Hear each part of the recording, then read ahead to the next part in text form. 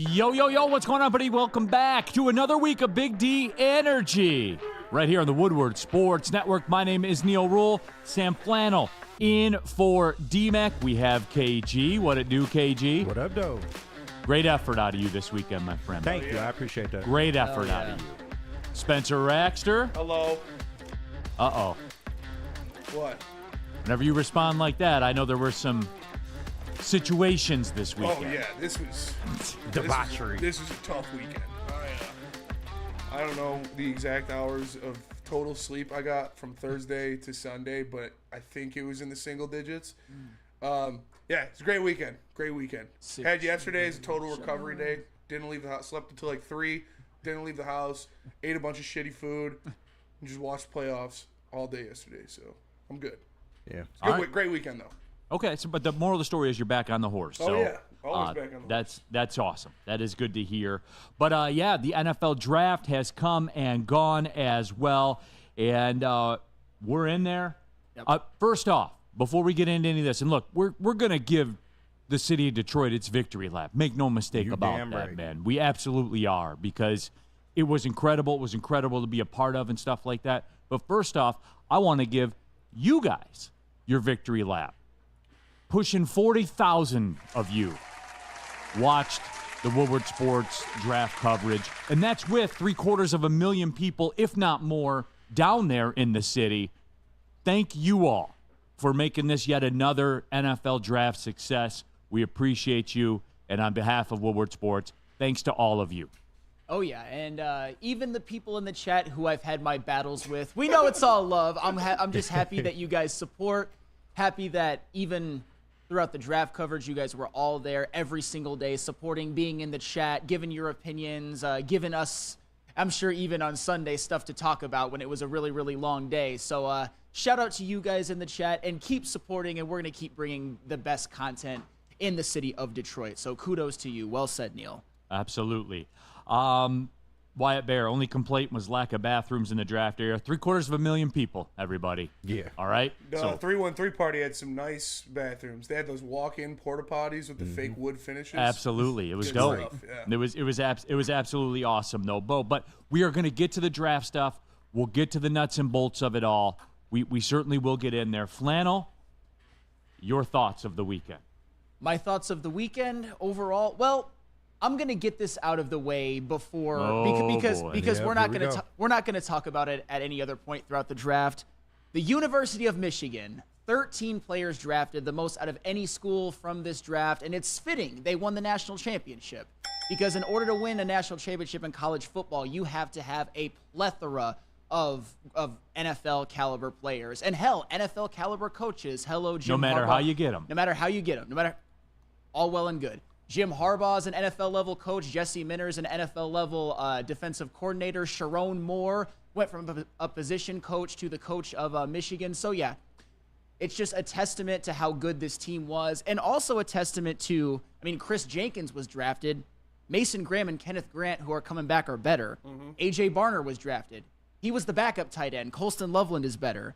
Blake Corum was drafted. Obviously, as a Michigan running back, he's the best ever, but I think Donovan Edwards, given that he has a bounce-back year, is a better pro prospect, and you could say the same for Mikey Sanders still. And the best player on the entire roster is still there in Will Johnson. Will Johnson. Yeah. I was just about to say, Mikey Sanders still. He was a defensive back who was drafted this year. Even though they're different players, Sanders still was more of a slot nickel type, and Will Johnson is a shutdown outside.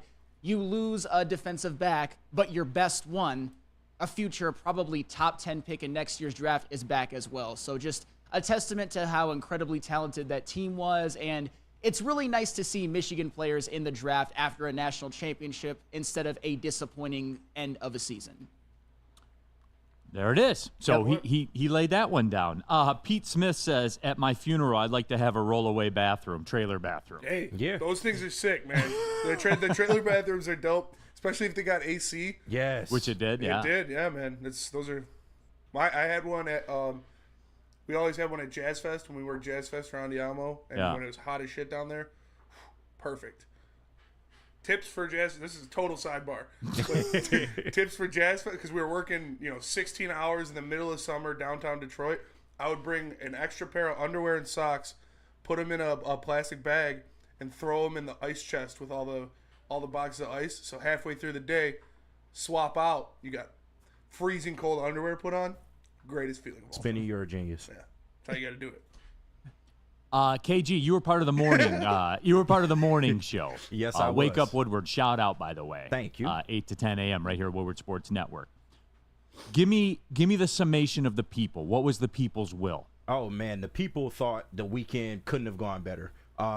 Detroit showed out. It's 750,000, and that's only counting the people that got into the event. There was probably close to 1 million downtown, and only 2 arrests. I know that we kind of made jokes about, we hope Detroit's going to do well. You get Buffalo Bills fans, and that's what's going to happen. To be honest, I'll give Buffalo Bill fans credit. Only 2 of them got arrested.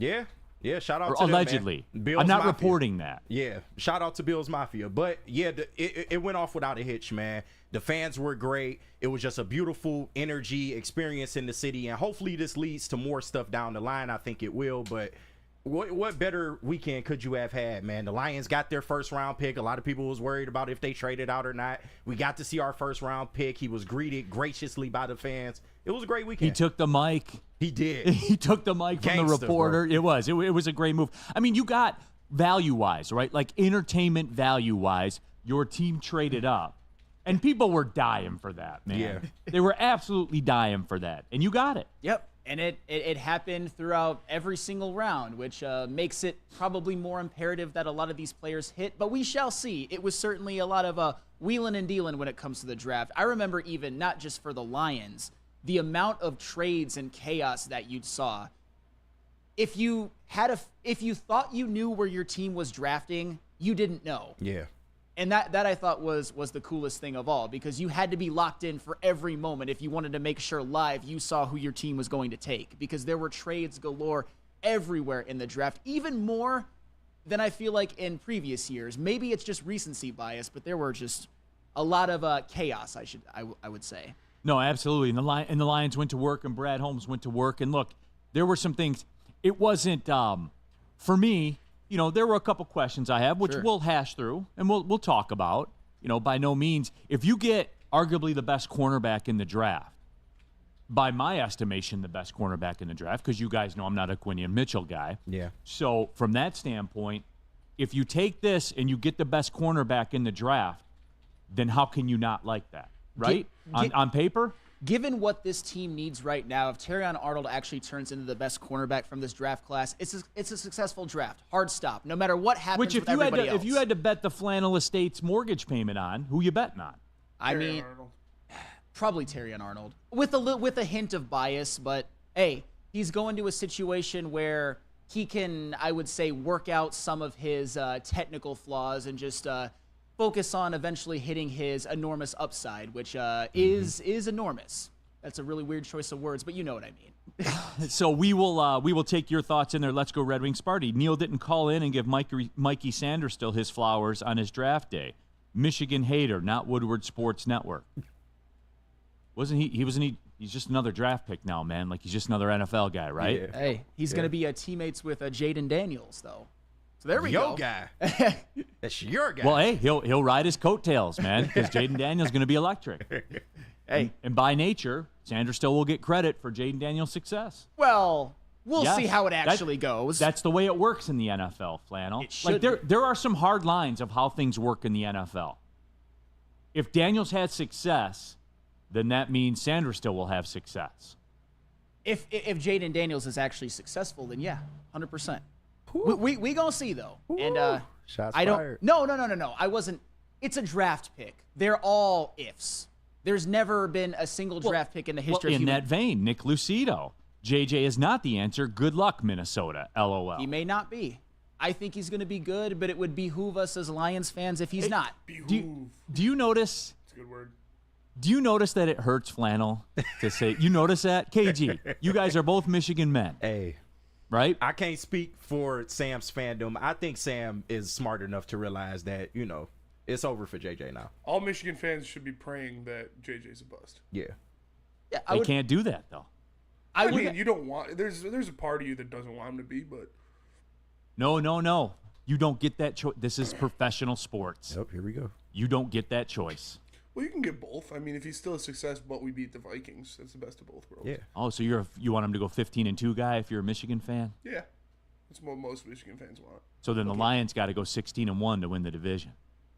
I mean, you want the Lions to go 17-0. I just want them to win the division. It's fair. It all starts right there. No, and I'm not. Look, we're not going to rehash that. All right, we talked our piece on that on Friday. We talked our piece on that during the show. This is going to be taking a look at what Brad Holmes did and getting deep into it and getting people's thoughts and all that kind of stuff. So, I was surprised.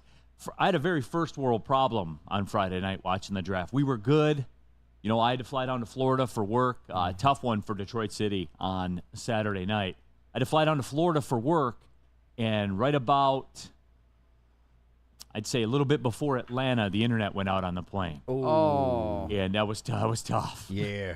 That was absolutely tough. Oh, not being able to, having to go a gap without knowing who was drafted. And I'm not even mocking. That's on that night. I had Spenny and Easy, had them locked in from takeoff to right about the Georgia-Tennessee border, and then it was over. But I was locked in, Spenny. Spenny, man, you were spitting game, man. I was doing what I can. You cost people some money, though. Yeah. That's for sure. Not me. Yeah, I didn't put any money on it, but I told you to do it. Yeah. All right, but now jump into that Woodward Sports chat thread. Get in there, and we're going to break this thing down and get deep in the weeds here with it and get people what they want to do. Lots of talk about Kirk Cousins in there as well. DNC ENT, but Kirk Cousins was a Spartan dog, but JJ needs to be dead to us. Yeah, Kirk Cousins is a Spartan dog. Yes, I wanted him to lose every game he played for Minnesota. It's not Get his hard, money. He got his money. He got his money, yeah. That's even better. Minnesota, go pay him a hampering contract. Get your bag. And made him just good enough to not beat us. Yeah. Yep. So there you go. I still love him, but when he was in Minnesota, I wanted him to lose every single game he started. That's what happens. Yep. Still love the guy, but sorry. This is business now, man. Yeah. This isn't the college shit anymore. It's business, dude. It's absolute business. And business is good at Dispo, Flannel. Oh, right. Absolutely. And, you know, if you want to do celebrate the draft stuff, there was a lot of partaking going on at the party, as there should have been. Visit Dispo Dispensary today for deals too good to miss. Meet a team that curates an unbelievable atmosphere and shopping experience. Try the freshest inventory for Michigan's largest variety of products. Come through our stores or order on Dispo Dash today. Dispo Dispensary, disposhops.com, your local cannabis plug. Buying your first Feldman Chevrolet is much more than buying the car that will get you from point A to point B. It's a place for first memories, some big, some small. As she grows, you're not just buying her a Chevy, you're buying into a Feldman family. With more than 700,000 vehicles sold, from generation to generation, Feldman just keeps rolling. A ton of fun, a ton of sports, and a ton of man-meat. Welcome to the Woodward Heavyweights, live daily 5 to 7 p.m. on Woodward Sports. Love Woodward Sports? Love wearing clothes? Then you should be wearing Woodward Sports clothes. Check out our full line of merch at woodwardsports.com. Just click on shop. We have all your favorite designs, like Dan Campbell kneecaps, Woodward golf, and of course, our own logoed out merchandise. Men, women, infants, kids all love Woodward Sports. Impress your friends. Impress your boss. Impress your dog. Buy Woodward Sports merch today. Neal Ruhl here for Feiger Law. And folks, look, after an accident, you need to hire a lawyer more than any other time. This is when it gets serious, everybody. This is a legal matter. So make Feiger Law your first call. 1-800-A-WINNER. That's right, 1-800-A-WINNER. Their team of trial lawyers will get you the money you deserve. Get the number one overall pick on your side. Feiger Law. All we do is win. All right. England, when we got here on Monday, it's been amazing. People have been so friendly. I came here 2 years ago for Thanksgiving as well, and it's consistent. It's not just today. Detroit is a fantastic place with great people. Yeah. It's the experience of a lifetime. Everybody's been so nice in Detroit. Seems like a little kid in a candy store. We put out the good silverware today. Yeah, not what we thought. Yeah, it's been a lot better than what we thought. Yeah. How's it feel to have the draft in Detroit finally? It feels great. It's amazing. Get out of here. Better to win, baby. We were in Kansas City last year, and you guys have knocked it out of the park because Kansas City was good. This is way better. To see everybody, and it's just wonderful how open it is. And there it is, the NFL draft in the books, and an attendance record for the city of Detroit that smashed, absolutely smashed all the previous records. Over 750,000 people. That's through the gates. And Flannel, as I said, because I got asked a question a lot when I was down in Florida for work this weekend, they're like, how was it? I said, you don't even understand. Like, you hear 750,000 people. That was just through the gate. Yep. And as I like to say, we had 200 people bumping around where we were next to Comerica Park, and that was just the 313 draft party, like just us. There were hundreds of us around the city. There was over 1 million people there in that city. For sure. Easily. There's probably 500,000 people there every day. No doubt about it. And then Sunday when I flew home, when I landed, I counted just from the walk out of the gate to walking out of the airport to go to the parking lot, I counted 12, 15 different teams' jerseys that people were rocking and stuff like that. You heard the words that everybody had to say. And Flannel, look, it's corny. I know it's corny, but I've lived here my whole life. Again, I've told the story before. You know, son of 2 factory workers. I've seen what's happened to this city, and I get emotional about it. Like, I get goosebumps on my arms. I got it Thursday night being down there seeing it, and I'm so happy for my city. I'm so happy for us as people, because what happened this weekend here was a bookmark day for the city of Detroit. Oh, yeah. It wasn't oh, we're on the comeback. It wasn't that things are getting better. No, we are a national player. We are a real city. We're a big event city. We showed up. We showed out, and that can't be debated anymore. All that other bullshit is over. This is a national city, period, end of story. By the numbers, it was the greatest draft day experience any city has ever had in any draft, especially since the draft has become more of an event as we got into the 21st century and all of that. And that in and of itself is spectacular. There have been drafts that have been held in New York City. That's where they used to be held every year. Chicago, which is a bigger city. But this was the best of them all. And you mentioned something at the end about how you're proud of the city and everything, and how you've seen it grow over the years.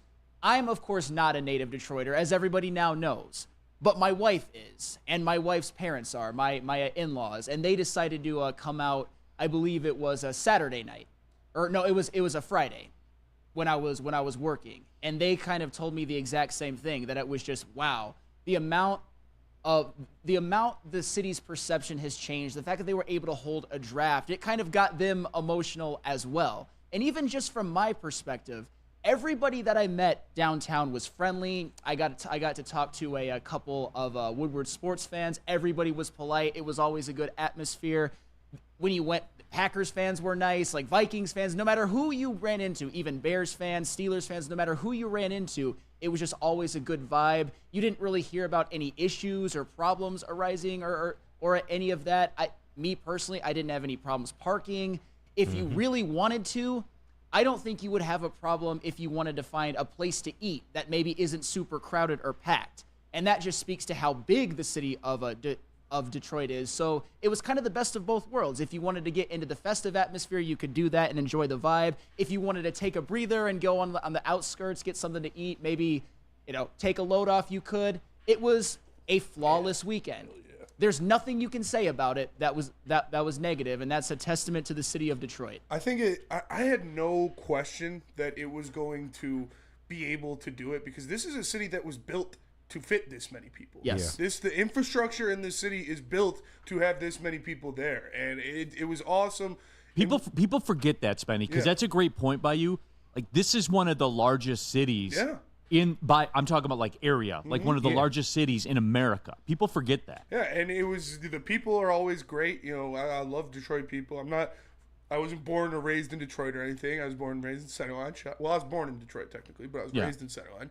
But it's close. It's close enough. Yeah, but I'm not gonna claim Detroit. It was awesome though. Just the people were so welcoming and accepting of others' fans. We saw that video of it. Steelers fans, people from Tennessee England fans. It's awesome, man. Detroiters are the best, and it was so good that all of the people on Twitter and in the social media game that talk shit about Detroit but have never been there can hold a fat L, because we just put on the best draft in the history of the NFL. Doctero in the Woodward Sports chat thread, this ain't the same old Detroit. And that was the one I wanted to read, because it's not. And here's what I love about this now. Here's what I love about it. We had the Super Bowl about 20 years ago, and it was almost like, the way I think that it was perceived, they're like, well, we'll just give this one to Detroit, and then we'll get it over with, and then we'll go on. Yep. I think with what happened here, the city showed that they can be in the rotation for college football championship. Now, that's a little tougher because it's January, and it's a weather thing. Like, let's cut the shit. Mm-hmm. Weather was good, though, good enough to get you through. It got chilly at night a little bit there, but by then, if you were partying right, that don't matter to you anymore. But with all that being said, that's what I love about it, because now you can't overlook what Detroit did. So now I believe that they get in the mix now to possibly to do a Super Bowl. They already have Final Fours. Yep. They've had that. We got another one coming up. They talking NBA All-Star Weekend possibly. Absolutely. They need one of those. They will get in the national rotation. And that's the missing piece, right? When your city is, quote, back, that's the missing piece. Is it somewhere where people go? Yes. The answer to that now is yes. Because of this stage. You're in life, you are only the opportunities that you are given, right? Yeah. We were given this opportunity, and we dominated it. You can't ignore it. This is the thing that you can't ignore because of the numbers, because of the 175,000 plus people. The fact that you have people from like national media members, national big names that descended on the city of Detroit for the NFL draft. Radio markets from other cities because it is one of the most important events of the season. People who are fans of other teams who had probably never been here before, but just wanted to get that experience of watching their favorite team pick the player that could maybe help flip their franchise. There's no denying it anymore. And like I said before, unless I'm missing something, unless I haven't dug deep enough, I don't hear about any incidents or anything like that. It was just a good vibe. And I'm sure a lot of the people who maybe hadn't been here before, maybe even some of the national media people or hadn't been here in a while, probably had their eyes open a little bit to that. It is a great city. It's always been a great city, but now you just can't deny it anymore. When you put on something like a draft, which brings people from all parts of the United States here to the city of Detroit, and the fact that it went off so well, it's one of the most important events in the history of the city. Hard stop. Yeah. Hard stop. That's it, man. Yep. I mean, it is. And once again, sports, by the way. Shout out sports. Shout out sports. Shout out sports, It's a man. great unifier. Yep. And lots of chatter in the chat right now about there's only one larger event left to do. Yes, sir. Super Bowl Already parade. done one. Super Bowl parade. Can you imagine? Dude.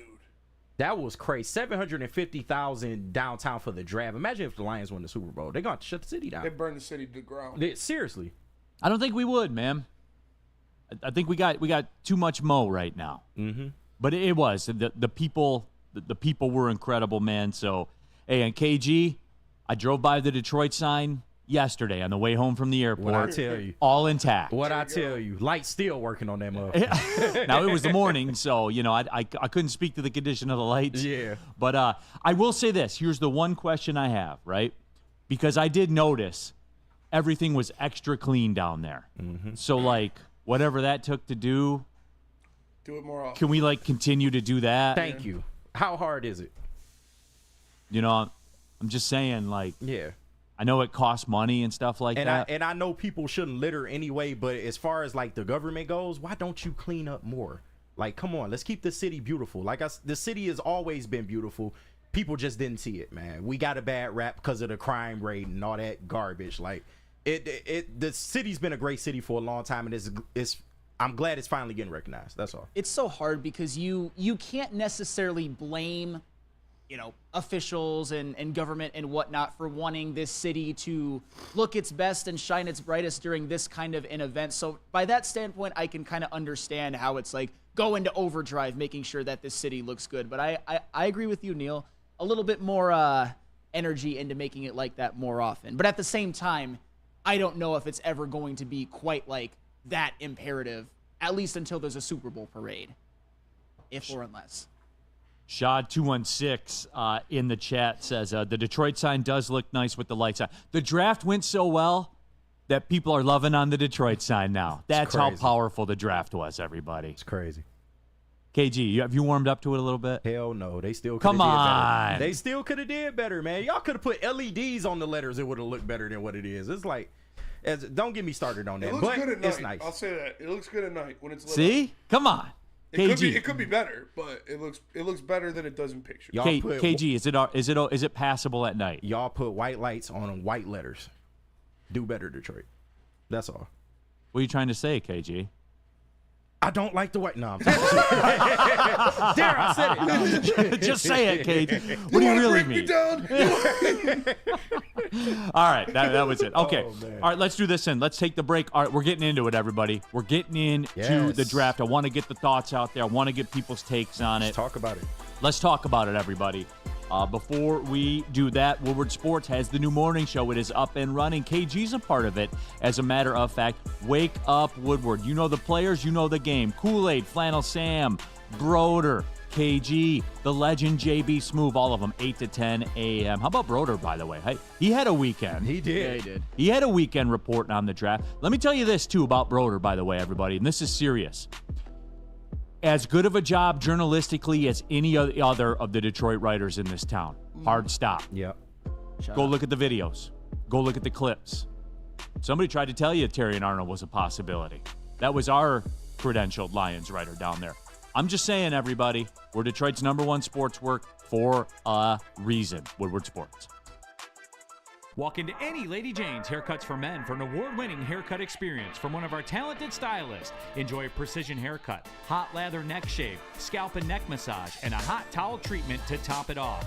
Enter for your chance to win the $50,000 Perfect Bracket Challenge. With more than 25 Metro Detroit locations, there's always a Lady Jane's near you. Lady Jane's Haircut for Men, open 7 days a week. Walk in anytime. Lady Jane's, it's wicked awesome. Where's the most convenient place to get that big fitness energy? It's Planet Fitness. Join today for just $1 down, $10 a month. With over 2,400 locations and equipment for every workout, you can get in, get energized, and get going. And with free fitness training and most clubs open 24 hours, everyone belongs in the judgment-free zone. So join today for $1 down, $10 a month, no commitment, cancel anytime. The new Glorious Ice Water Bubble Hash Pre-Roll, now with diamonds, constantly pushing to create the best cannabis experience. The perfect boost comes from the added touch of pure THC diamond dust, allowing flower with only the highest terps, making the best even better. Glorious Cannabis, check us out at your local retailer or gloriouscanna.com. All right, we're back at it. Big D Energy, Woodward Sports Network, talking the NFL Draft. Neal Ruhl, Sam Flannel in for Darren McCarty. D-Mac will be back tomorrow. KG, Spencer Raxler. Also, to shout out Justin in the house today. What's Justin, up? What's up? It's welcome. a pleasure to be here. Thank you so much. Welcome to Big D Energy. So you're a contributor to the show now. I like to say it like that. So we'll have you here through the summer, I believe, right? Yep, all summer. All right. What's your story, real quick, Justin? What do you got going on? I go to Western Michigan. All right. I play club hockey there. I used to be the president. And this is a presidential show. And I apparently go by Korean Jesus or Jesus. So. Or Jesus. Jesus is fucking crazy, dude. That is electric. Yeah. Jesus. Okay. We'll get into that as Justin makes his way through here. But I just wanted to welcome Justin to the show. We appreciate you being here, my friend, the Western Michigan stuff aside. Thank you. What happened to the basketball and football team there? What happened? Well, I mean, the basketball is a different story. Yes. We brought in the coach from state. We bring in transfers. We're supposed to have a good year, and it kind of all falls apart.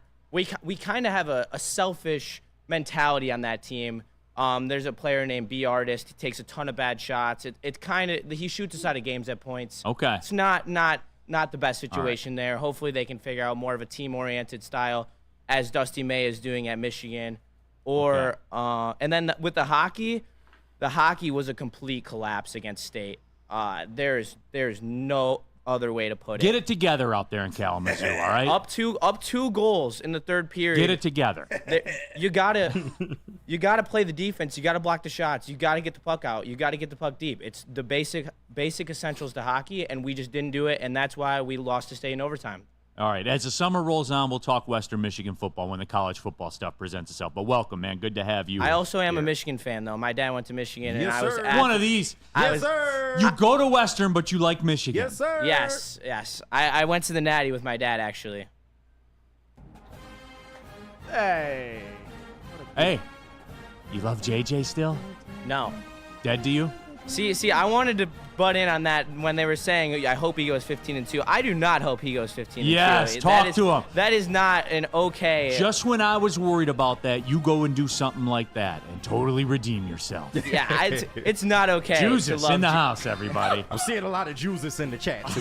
They take it to the name. So. Jesus is insane. Yeah, it is. It is insane. That's wild. Mike G said, yeah, KG, can't trust it. You can't. When you were talking about the white lights. Oh, yeah, you can't. Lots of talk about my whiteness on the show, too. But I think that's like. The hoodie. Yeah. It's the hoodie. It's the villain hoodie, everybody. All right, let's get into it. Detroit Lions, they make the picks. And, of course, they trade up to 24. They get Terrion Arnold, a guy that I said is the best cornerback in this draft because it is certainly not Quinion Mitchell for me. In the second round, they roll with Ennis Rakestraw Jr., a cornerback that had a first-round grade from some folks. Yep. Yeah. He had a kind of a demeanor when he was on camera there. But then again, if I was a first-round projection and ended up late in the second round, that essentially cost me about $4 million. I'd be a bit bitter about that, too. How can you not be? And unfortunately for him, he dropped all the way to 61. But fortunately for the Detroit Lions, no matter how you slice it, whether you like it or not, they certainly doubled down on a position that was a major weakness for the Lions last year. So there's certainly things you can like about the picks. Even if Ennis Rakestraw, and I'm just going to get this out of the way so that people can not accuse me of flip-flopping, kind of the same way with Terrion Arnold. Ennis Rakestraw was not my favorite cornerback coming out. He was not even one of my top 5 or 10. Not going to lie. However, do I believe that Brad Holmes knows more about player evaluation or Flannel Sam? I believe it's Brad Holmes. And this is the first time I can really say that about a Detroit Lions general manager. Right, absolutely. Woodward Sports chat thread, get in there as well. There was some JJ slander early on in the chat, which warms my heart. That is good to see. But yeah, so, I mean, just the overall viewpoint to me. Look, you guys know where I stand. I'm a big draft capital guy. Mm-hmm. Those are weapons that can be deployed in a bunch of different ways. We'll get to the later on picks coming up in just a couple of minutes. But if that is Brad Holmes' guy that he targeted, what are you going to say? And somebody said, Neal, can you address the minority of Brad Holmes non-believers? And look, like I kind of chalk those people up in this respect, Flannel. You do not get the ability to question picks by him anymore. You don't. You can question the way picks maybe were acquired because that's a fundamental thing. For me, even, I have a couple of questions that we'll get into about it. I have questions too. Yeah, so I have a couple of questions I'll get into about. But as far as talent evaluation, you have lost that right in this town to question an individual player and the why he takes them. You do not get to do that anymore. There has not been a success rate since he became a GM in this league that comes anywhere close to matching what he has done. Hard stop. It is inarguable. You can't say anything about it. There are no questions, Flannel. Well, and I think this is something that was mentioned quite a bit, and I know the heavyweights brought it up. Easy brought it up on a Friday night. Now that you have both Terrion Arnold and Ennis Rakestraw in this mix, you have 5 starting caliber cornerbacks, or at least what you think with Ennis Rakestraw and Terrion Arnold. We've seen evidence of Emmanuel Mosley pre-injury being pretty damn good, with Amik Robertson being very good last year for the Raiders, playing over 500 snaps out of the outside corner position. And of course, Carlton Davis is presumably their number 1, and he's paid to be so, and he's certainly very, very good in man coverage, even last season, which wasn't his best year. I guess the thing that makes me sleep at night at knowing that those 2 corners were taken, even if they weren't technically my favorite guys, is last season in the playoffs, Cam Sutton in 3 games gave up 284 yards when targeted, 3 touchdowns, a 71 completion percentage, and an 150 passer rating allowed. Right, while playing out of position. Fair enough. Okay.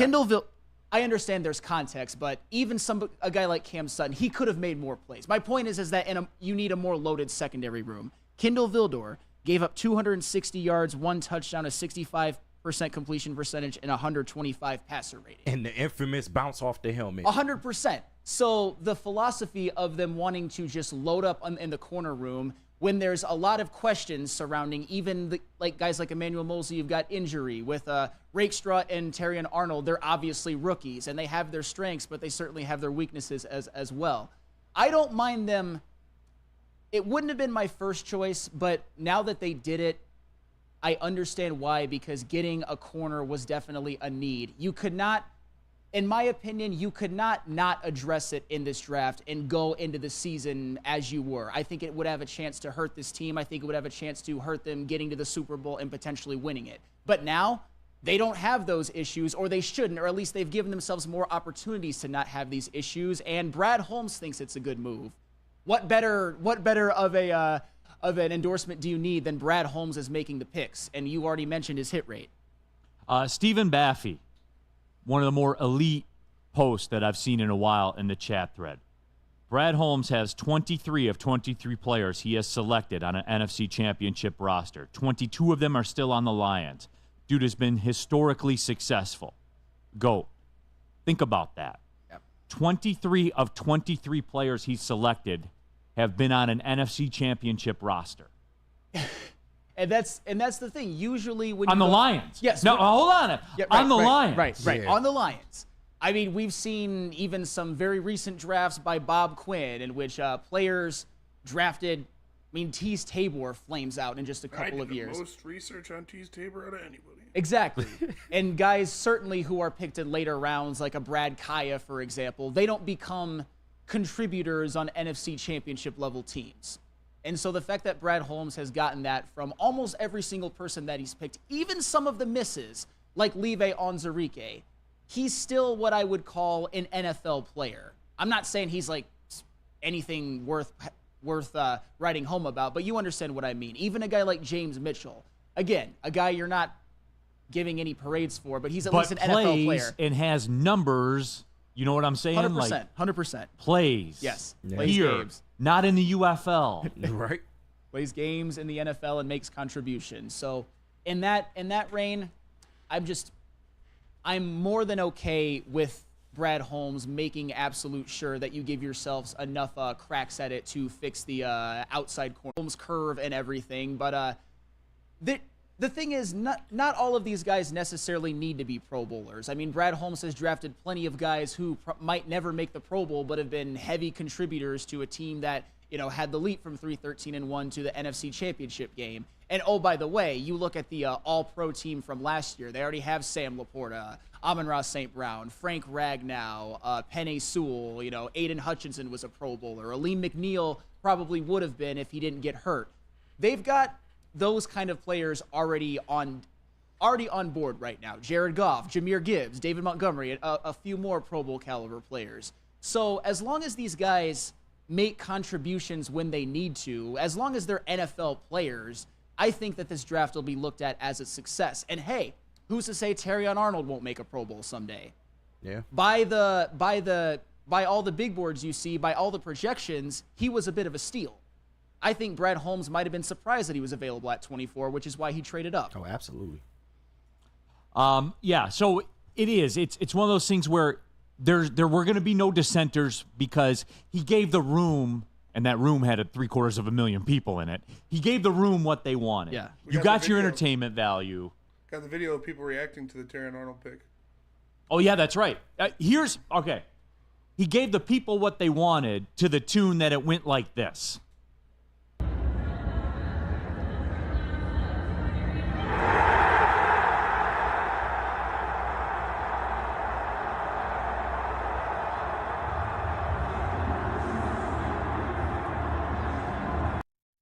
That roar, man, like unbelievable. It was incredible. And then Terrion Arnold seized the moment. Yeah. Yeah. Took the microphone from the interviewer. How do you not, man? Amazing stuff. That was absolutely incredible. I loved it. And look, you know, Terrion Arnold himself, did I sit there and like break down a ton of film? I didn't break down a ton of film or anything like that. I'll leave that to the others that's kind of more their lane. I know the bloodline. I know the success the program has, and it tends to work out from there. I don't overcomplicate things. Fair enough. But I will give him this. A, the way he controlled the room, I love that. That was swag that he had. Yeah. B, the sport jacket he had on was a million times better than Caleb Williams looking like he was going to the Met Gala. So, like, those two things right there, those cut a lot of ice with me. He wasn't Zach Wilson walking out of there going, oh, my God, it was going to be a failure. The swag meter's up, so I vibe with him. He had the opportunity to have one of the most boss moments you can have as a human. A boss moment that probably none of us in here will ever experience. No offense to all of us, we all have lived good lives, but still. Terrion Arnold in front of the city of Detroit, getting to kind of bask it all in, getting cheered for the pick that Brad Holmes, the fact that the pick that Brad Holmes, the greatest GM in Detroit Lions history, traded up for. That's a moment that he'll never forget. That's a moment that he seized with just grace and excellence. And, when you're a cornerback, you got to have that ultimate confidence and swag, especially when you're on an island with some of the best wide receivers in all of the NFL. And he's certainly, we hope that he's in situations like that down the road and that he thrives. So it was definitely, he had that opportunity and he seized it. So good on him. I doubt he slept that night. How much of a badass do you have to feel like after that happens? Yeah, seriously. Man slept in his hat, in his draft hat. He did. Like, slept in his draft hat. He's home. Golly. Yeah. Dropped a golly on there, too, man. That was just perfectly played by him. Perfectly played. Like when I get a haircut from Lady Jane. Perfectly played. Absolutely. Awesome is when a guy can be a guy and get an amazing haircut. That's Lady Jane's Haircuts for Men. Stop in, sit back, and relax, and let one of Lady Jane's talented stylists make you look and feel great. Walk in anytime, 7 days a week. Lady Jane's, it's wicked awesome.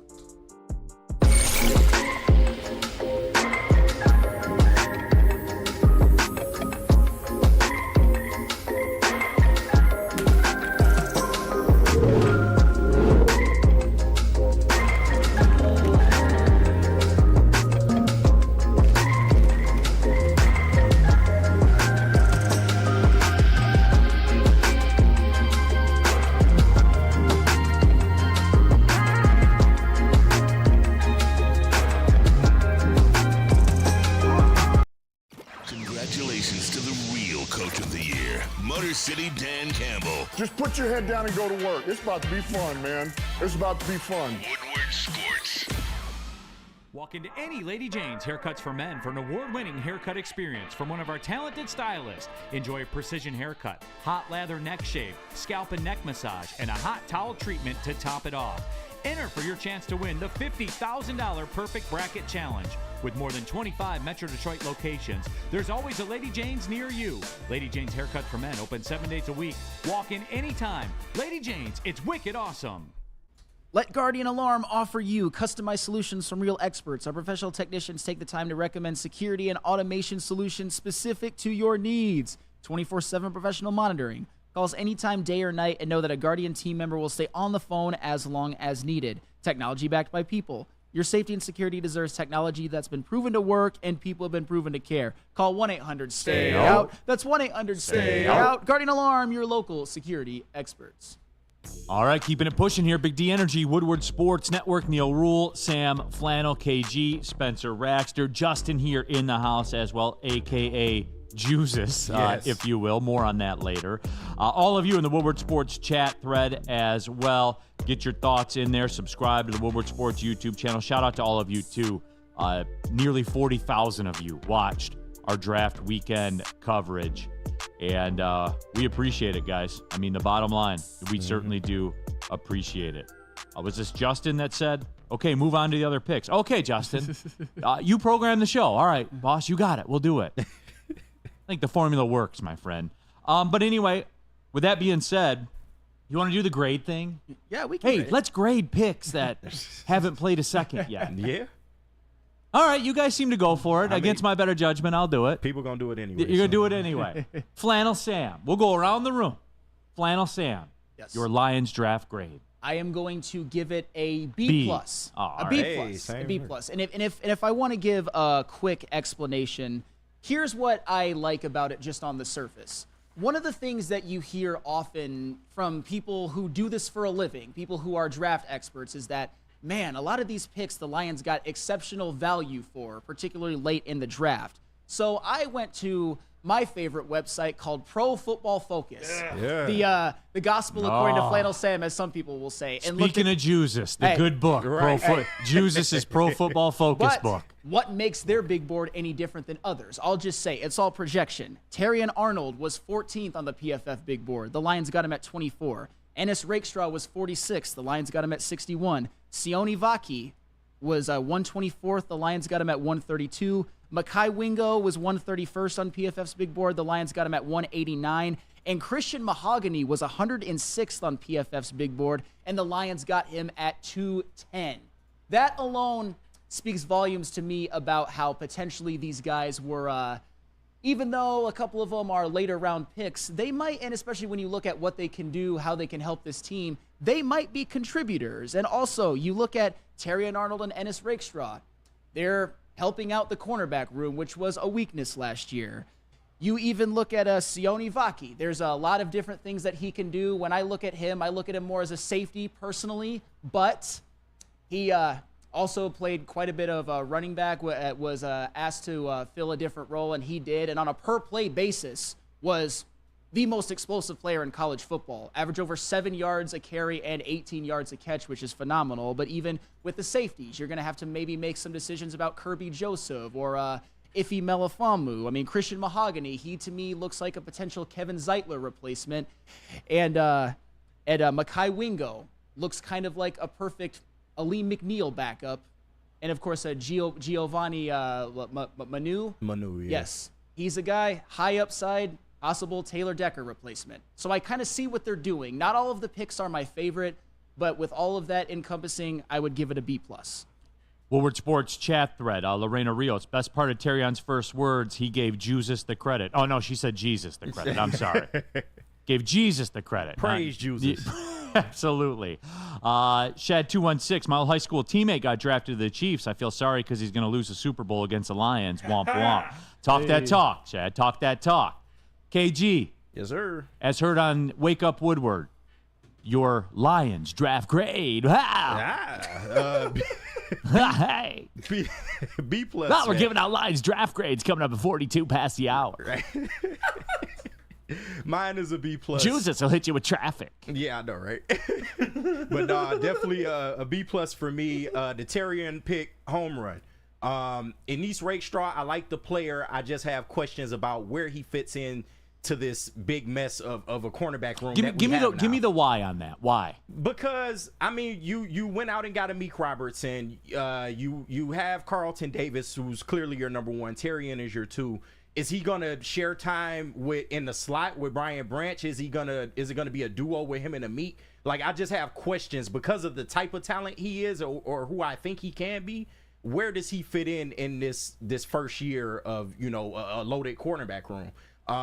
But Giovanni Manu, he has really great size, to quote Brendan Dillinger in the chat, but he's a little bit of a raw prospect at tackle, but I do like the pick. What's he, 6'8", 350? It's crazy. A sub 540. That's crazy. But Shione Vaki, sorry if I'm butchering that. Yeah. You took a utility player with the 4th round pick, so like I do expect them to utilize him in a lot of ways. I'm just interested to see how they do that. I heard he spent more time during his top 30 visit with the offense than he did with the defense. So clearly they have a plan for him, more so on offense than defense, but you drafted him as a safety. I just want to see how that works.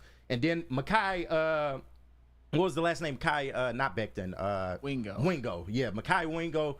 He's undersized for the D-tackle position. Not saying that he can't be a success there. I know they needed depth for DJ Reader and Aleem McNeil, but I'm just interested to see how he holds up in the NFL. But the players I'm not necessarily mad at. Is just how will they work these players into the scheme. That's all.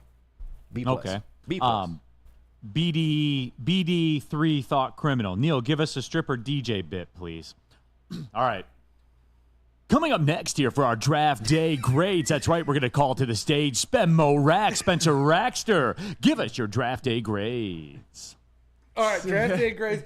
I'm going to give it a little better of a grade than Flannel. I'm going to give it an A. I'm going to give it a flat A. I think those late round picks of Mekhi Wingo and Christian Mahogany bump it up a little bit for me because those are two steals. Those are two picks that a lot of teams had higher on boards than Brad Holmes because of the amount of offense that went very early in this draft. Guys like that fell down, and he got to take them. And you saw when Brad Holmes, we were here for all of the trade-ups in those later rounds. And we were like, oh, they're back. Oh, they're back. He did it again.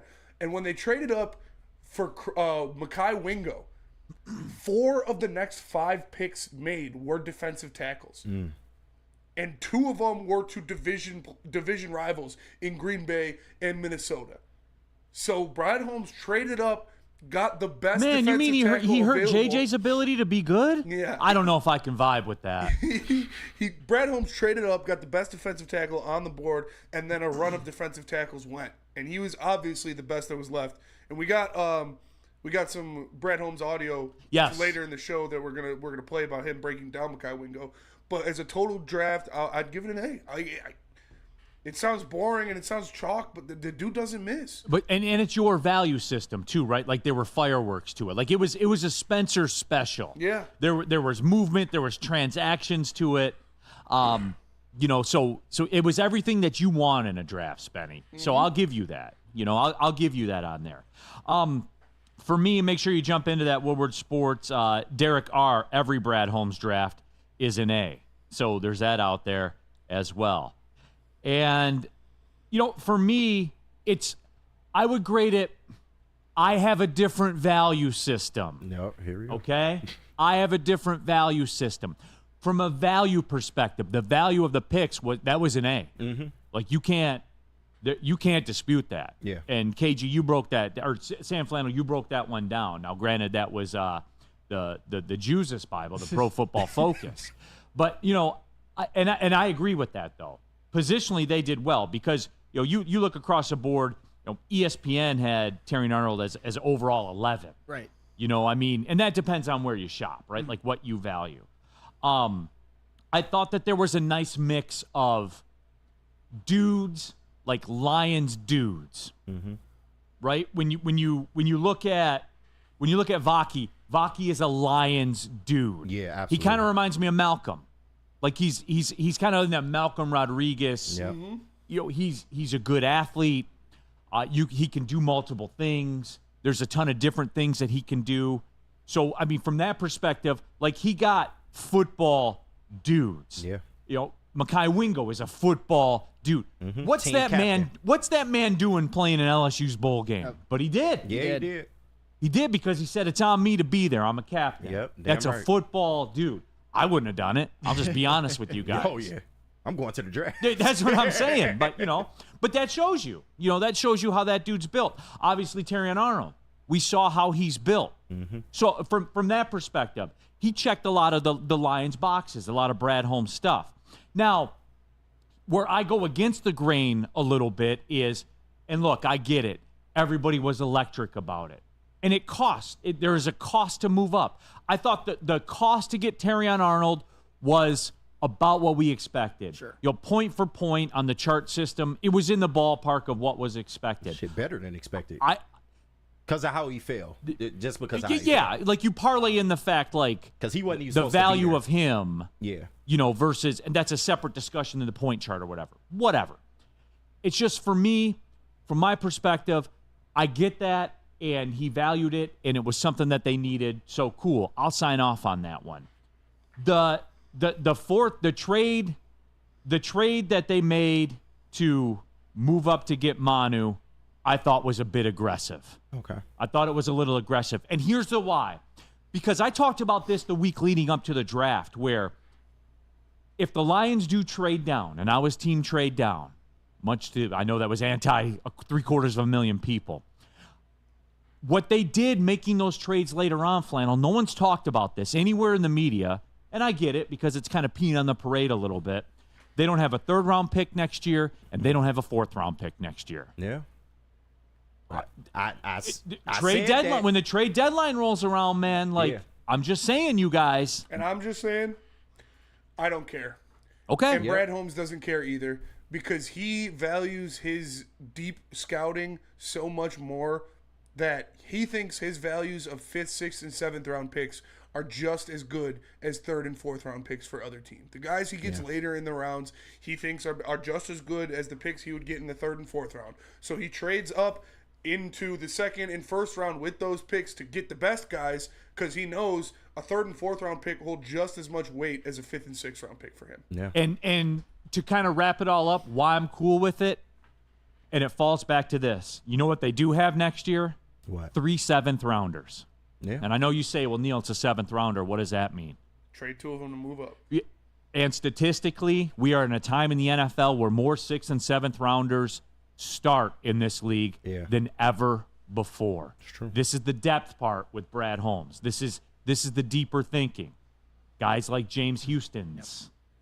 You see what I'm saying here? Mm-hmm. Like, there are guys available out there. Yep. Now, specialists perhaps, but dudes that can make an impact.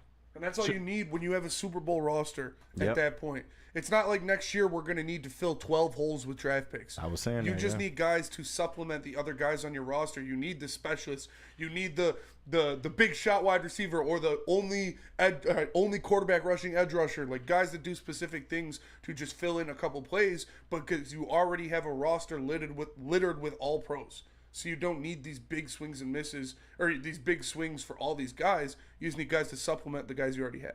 No doubt. No doubt. And I get that, and I understand it. I do. So, it's one of those things where I just thought the 4th round thing, because the Lions, obviously, they had 2 4th rounders going into it, but they moved both of them to the Eagles. They had the Eagles' 4th rounder that they then traded back to the Eagles, and then they traded their 4th rounder to the Eagles. That was part of the Christian Mahogany package. And guess there. what happens if they do end up losing Ali McNeil or Aaron Glenn or other players that go sign somewhere else off of this team? Those come back in supplemental picks. And that was going to be my other angle. See, I think I taught you so well. I think I've taught you so well, Spenny. Like, those are maneuverable. You know what I'm saying? Like, those are maneuverable. And so, again, top to bottom, the total package of it, yes, a very strong B. Very strong B to B, like right in that realm. B to B minus? Just because the B minus can improve to a B with extra credit later on. Yeah. That's same with mine. B plus could go to an A down the line. Or wherever. Yeah. Like, that's not the final grade yet for the draft. Yeah. And that was going to be my other point about this. Like, my grades are not, this is just a midterm. The final comes when next year's draft rolls. That's when you can see, we're learning about this now. Yeah. There's layers to it. There's layers to movement.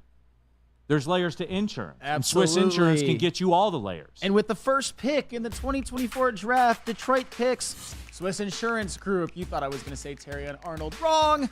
Woodward Sports and Detroit's top pick for your insurance needs. Keep your current provider honest and price out Swiss today. Go to SwissINS.com or call Mark today at 313-530-1698. Again, that is 313-530-1698. Swiss Insurance.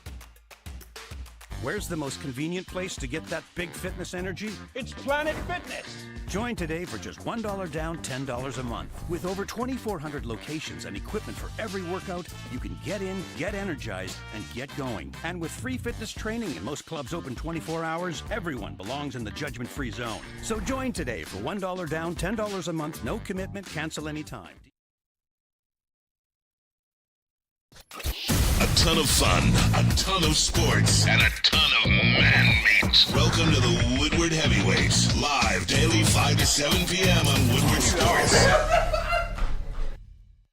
Buying your first Feldman Chevrolet is much more than buying the car that will get you from point A to point B. It's a place for first memories, some big, some small. As she grows, you're not just buying her a Chevy, you're buying into a Feldman family. With more than 700,000 vehicles sold, from generation to generation, Feldman just keeps rolling. Neal Ruhl here for Shake Shack. And everybody, you guys know what it is. A #1 overall pick in the chicken sandwich draft is the Shake Shack Chicken Shack sandwich. Confirmed, as a matter of fact. You guys, and I talked to one of you guys downtown at the draft. You took advantage of this weekend because I know a lot of you were downtown, as a matter of fact, because you can get a free Chicken Shack sandwich. How can you do that, Neal? Well, it's pretty easy. $10 purchase, use a promo code Woodward. In person, online, download the Shake Shack app. Any way you want to do it. $10 purchase, I don't know, like a shake. They're fire, too. And a crispy crinkle fry. Boom.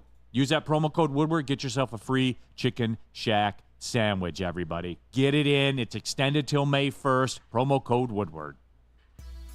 Pulling up on the second hour of the show, Neal Ruhl.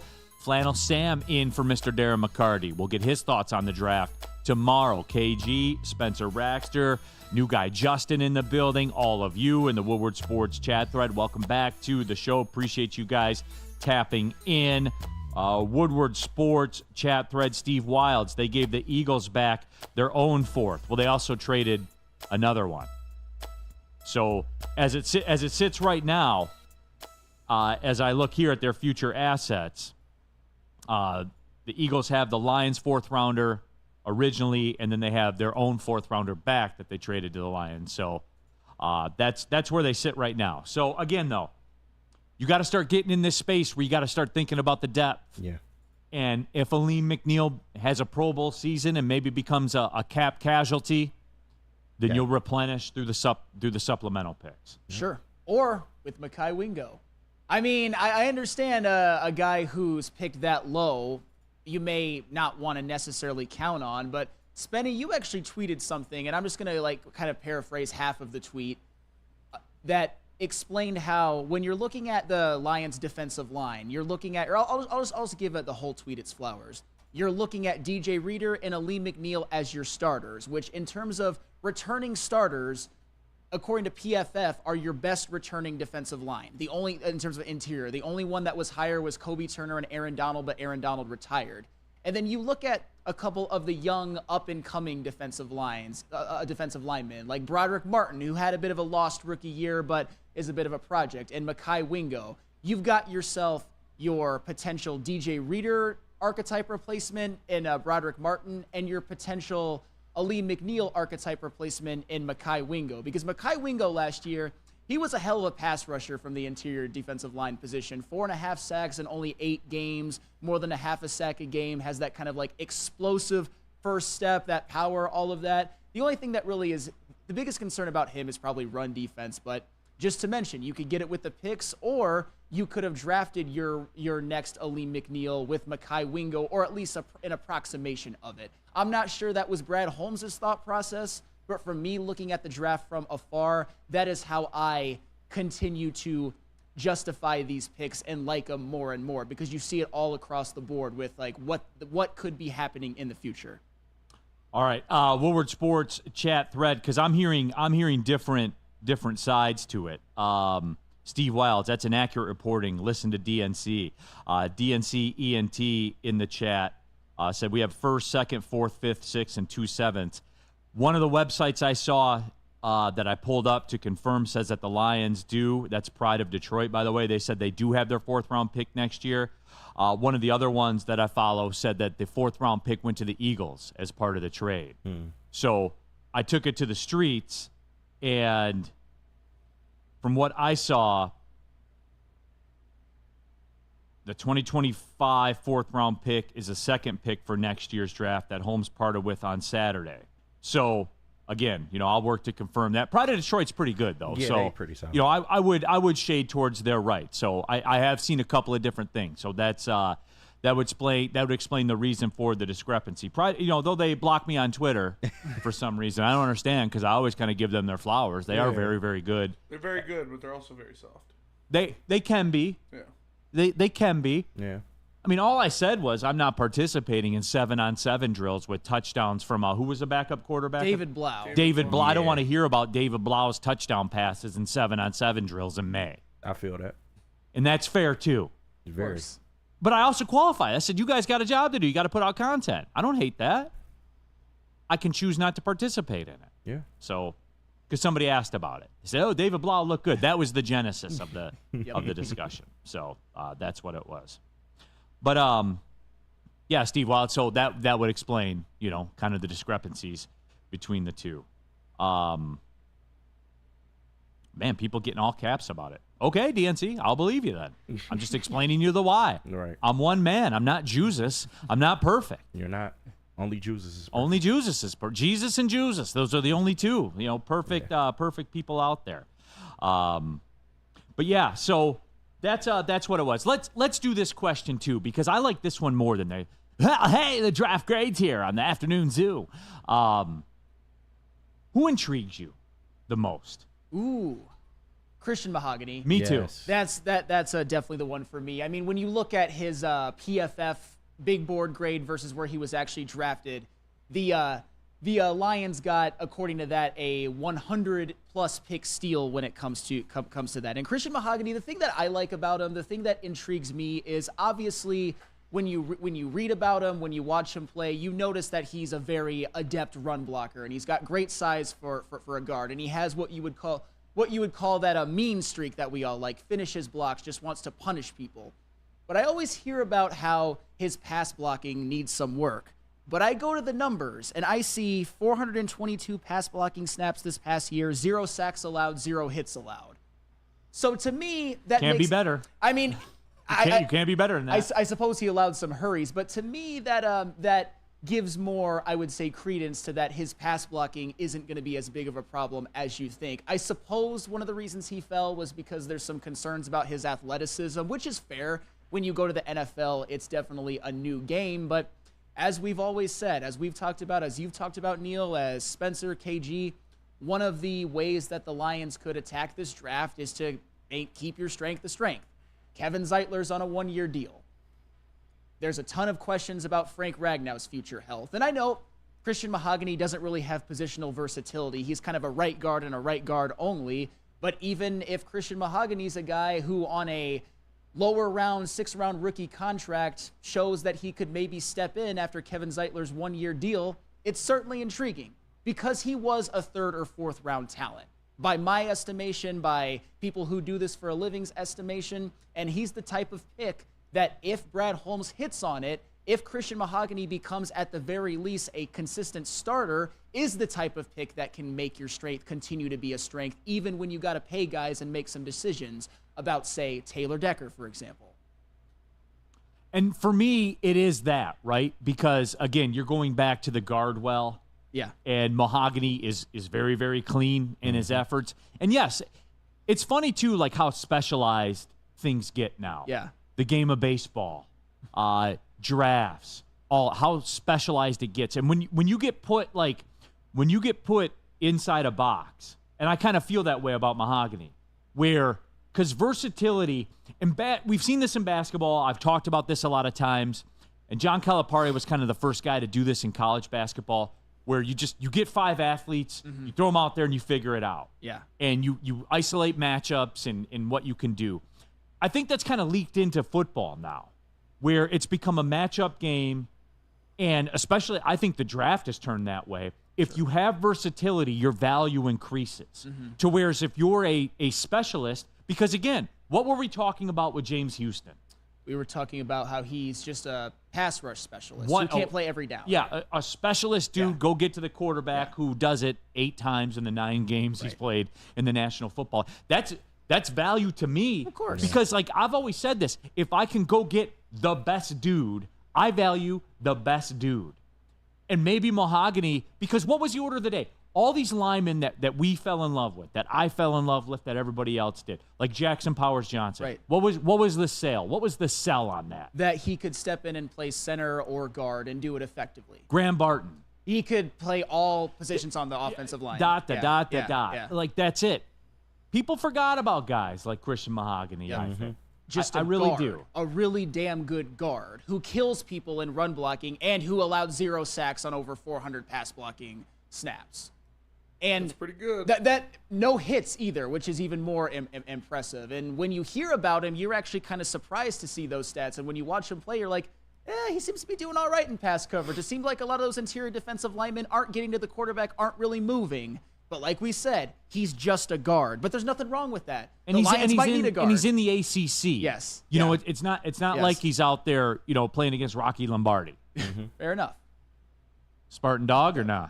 Oh, yeah. Okay. I just got to check in. You beat Michigan, you're a Spartan Dog, Yeah, right? for sure. Okay. Fair. Oh, yeah. That was Lombardi, Kobe White, baby. Hey, I still it was Ricky White. Ricky White. Hey, he's turned into a hell of a receiver for UNLV, by the way. But yeah, that game gives me nightmares. I want to get the other guys' takes on it too. So let's do this. Let's take the break, and when we come back, we'll go to KG, we'll go to Spenmo, and I want to get your guys' thoughts too, because I value that. Who's more intriguing? Because it was a close race for me. Let me tell you what's not a close race, everybody.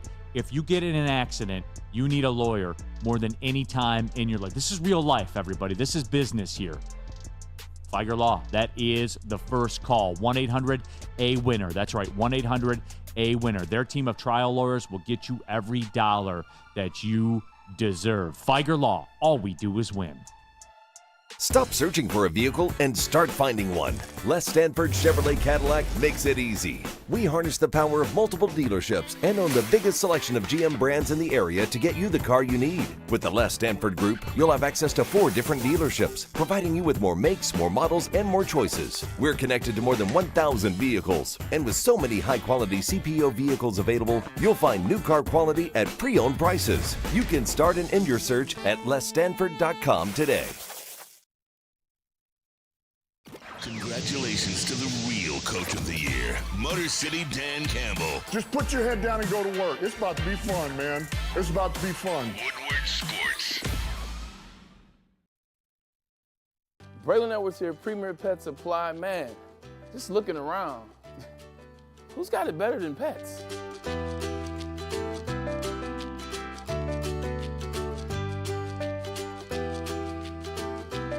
Come on, a baby stroller for Coda?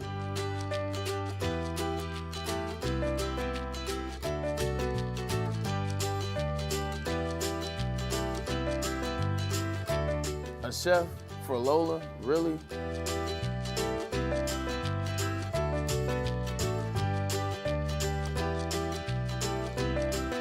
You don't have to tell me who the real boss here is.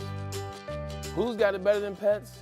Nobody, especially here at Premier Pet Supply. For over 30 years and more than 13 locations, Premier Pet Supply has everything that your pet can dream of, and guess what? It's all under one roof. Premier Pet Supply, family owned, operated, and proud to call Metro Detroit home. Check out premierpetsupply.com or scan the QR code today. Who's got it better than pets? Nobody! Since 1996, Feldman Automotive has been driven to provide a fast, convenient, and first-class car buying experience. It's called the Feldman Advantage. There's 18 Feldman Automotive locations, so there's the dealership in your backyard. And guys, it's not just one specific brand. Chevy, any brand you're looking for. Obviously, they're anchored by Feldman Chevrolet, the #1 Chevrolet dealer in the state of Michigan. You're looking for a Ford, whatever you're looking for, FeldmanAuto.com has you covered. And don't sleep on the service department as well. First class, everybody. They got me my rental car. I had to get some work done on my car. They handled it all. I came in, got my car, boom, I was out of there. It was really unbelievable when you think about it. Go to FeldmanAuto. Whatever's got to do with a car, buying it, servicing it, whatever, FeldmanAuto.com. All right, everybody, keeping it pushing. Talking draft, Big D Energy, Woodward Sports Network, Neal, Ruhl, Flannel Sam in for DMAC, KG, Spencer Raxter, Justin here in the house, all of you in the Woodward Sports chat thread. Lakers are back, right? AD is back. Well, AD never left. It's just the Lakers are down 3-1. Don't let them win tonight, though. Don't let them get one tonight. Okay, don't worry. Hey, Jamal Murray a little hampered. I'm just saying, don't let him get one tonight. Hey, speaking of NBA playoffs, are we seeing Doc Rivers doing the Doc Rivers right now? Guys, Dame Lillard and Giannis $1,000,000%. Come on. Yeah, I'm not a Rivers fan, but I'm not giving Doc Rivers the blame for yesterday. Dame and Giannis are both out. Portis got ejected, and how was he when they were there? Not great either. Okay. Yeah. There's more evidence of that than not. Who do you blame for the Phoenix collapse then? What? Everybody. That's Everyone loved Ishbia, right? Yeah. Ishbia coming in, trading every asset they had. Well, look at you now, man. Needed a point guard there, guy. Don't have one. Swept by the upstart Minnesota Timberwolves. Everyone loves Ishbia, though. Who aren't going to be an upstart for long. That was definitely Anthony Edwards' coming out party this series. Yeah, oh, yeah, he is. 100%. Absolutely. You know, I'm starting to think that maybe when is it acceptable to say maybe Kevin Durant's part of the problem? Because everywhere he seems to go, it always seems to end up like this. Am I crazy saying that or no? You're not crazy. It is a tough conversation to have, but you're not crazy, though. Okay. And I'm a Kevin Durant fan. I think Brooklyn would have worked, if Kyrie didn't, if the COVID shit didn't happen with Kyrie, I think Brooklyn would have worked out. And they were literally like an inch away from being in the finals. They were. And probably winning the finals. And Kyrie was out during that game, too. Yeah. But the streets are littered with those examples. You Yeah, get in bed with Kyrie Irving, you know what happens. I think if they would have stuck together in Brooklyn, it would have worked way more than what they have in Phoenix. Yeah. I just know that it always seems to happen with this guy. Hey, and what he did in Golden State, though, being that perfect fit, they were unstoppable. They won before him. They won after him. Yeah, but there were some. They did. But the 2 years he was there, he was the best player on that team. He was the Death Star. That made them the Death Star. Yeah, don't do that. They won before him, right? They won. They won after. They him. won before him with Kyrie Irving and Kevin Love being out in the finals. They won before him and they won after him, right? Congratulations. Yeah, they did. That's they all. did fine. They did. He is. Yeah. I mean, Steph Curry's really, really good. But anyway, though, Paul Thomas, KD is indeed part of it. I just want to ask the question. It's a fair question to ask. I'll say that. I don't know if it's 100% his fault, but it's fair at this point. Okay, then that's all I was looking for, man. That's all I was looking for. Oh, Joel Embiid too, huh? He's down 3-1 again. That's weird. Yeah. No. He's 7 for 19 with the season on the line. Huh? That's weird. The Sixers just don't get me started on And them. here's the thing about Joel Embiid. It's clear, and this isn't an excuse, it's part of the Joel Embiid problem. It's clear that he's not healthy. It's clear that he shouldn't be out there, but that's because I was going to... Neal, when did I become the Joel Embiid fan of this? I don't like... Joel Embiid is probably one of the biggest playoff chokers in NBA history, maybe the biggest. Look at his numbers, look at his efficiency. They all plummet in the playoffs. It's part of the experience with Joel Embiid. Come playoff time, come regular season time a lot of the time, which is why they were the 7th seed this year, Joel Embiid is not available. He's got basically degenerative knees. Yeah. They're never going to get any better. They're never going to win a title, and he's never going to be there when you need him most. When they drafted him, what happened? Well, when Process. No, what was a very how did he do his rookie year? Injured. Oh. Second year, injured. Third year, 33 games. Had the stats to be rookie of the year, but didn't play enough, so they gave it to Malcolm fucking Brogdon. Seriously, that happened. The way he said it, though. No, like, that just tells you all you need to know. 33 games played in his first 3 seasons. Yeah. Who Kay Felder gave 37 to, Malcolm Brogdon, by the way. Hey, shout out Oakland. Shout out Oakland. I'm just saying he did. He absolutely did. Played there. All right, the NFL draft, getting back to it before we lose everybody there. Yeah. Don't start with Alex Peters. Embiid's the MVP. Stop. Not this year. Yeah, definitely not this year. Jokic has been the MVP the last 4 years of this league, but that's not the way that the MVP award works in the NBA. Yeah. Whatever, though. Jokic, by the way, what was it? 34, 16, and 16 in the loss? Yeah. Yeah. One-man army, man. You never Oh, see. stop it! A one-man army. Don't get me wrong. He's the best in the world. He's got a good team behind him, but he drives the ship. But of course he does. Come on, on 17 field goal attempts. Yeah, come on. 36, 16, and 16, whatever that number was. I love how you pimp Nikola Jokic stats when they lose, but if I did that for Anthony Davis, you'd be like, bomb, worst player ever. Oh my God, Data Davis. Anthony Davis is having a hell of a series himself. Yeah, well, he's the best player. He never on the wore Lakers. jean shorts and a sweater. Fair. When he goes in the Hall of Fame, his display will be open 7 days a week, not Monday, Wednesday, and Friday. Do you know the best part about all of this is that I am right about Anthony Davis because he will be in the Hall of Fame. Yeah. No doubt about it.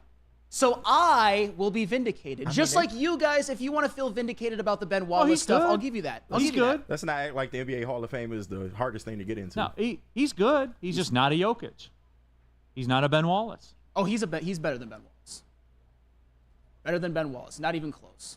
He should have a couple Defensive Player of the Years, by the way, but he's a million times the offensive player that Ben Wallace is. He'll probably win it this year. He won't, but he should. It better not be fucking Rudy. It'll be Rudy.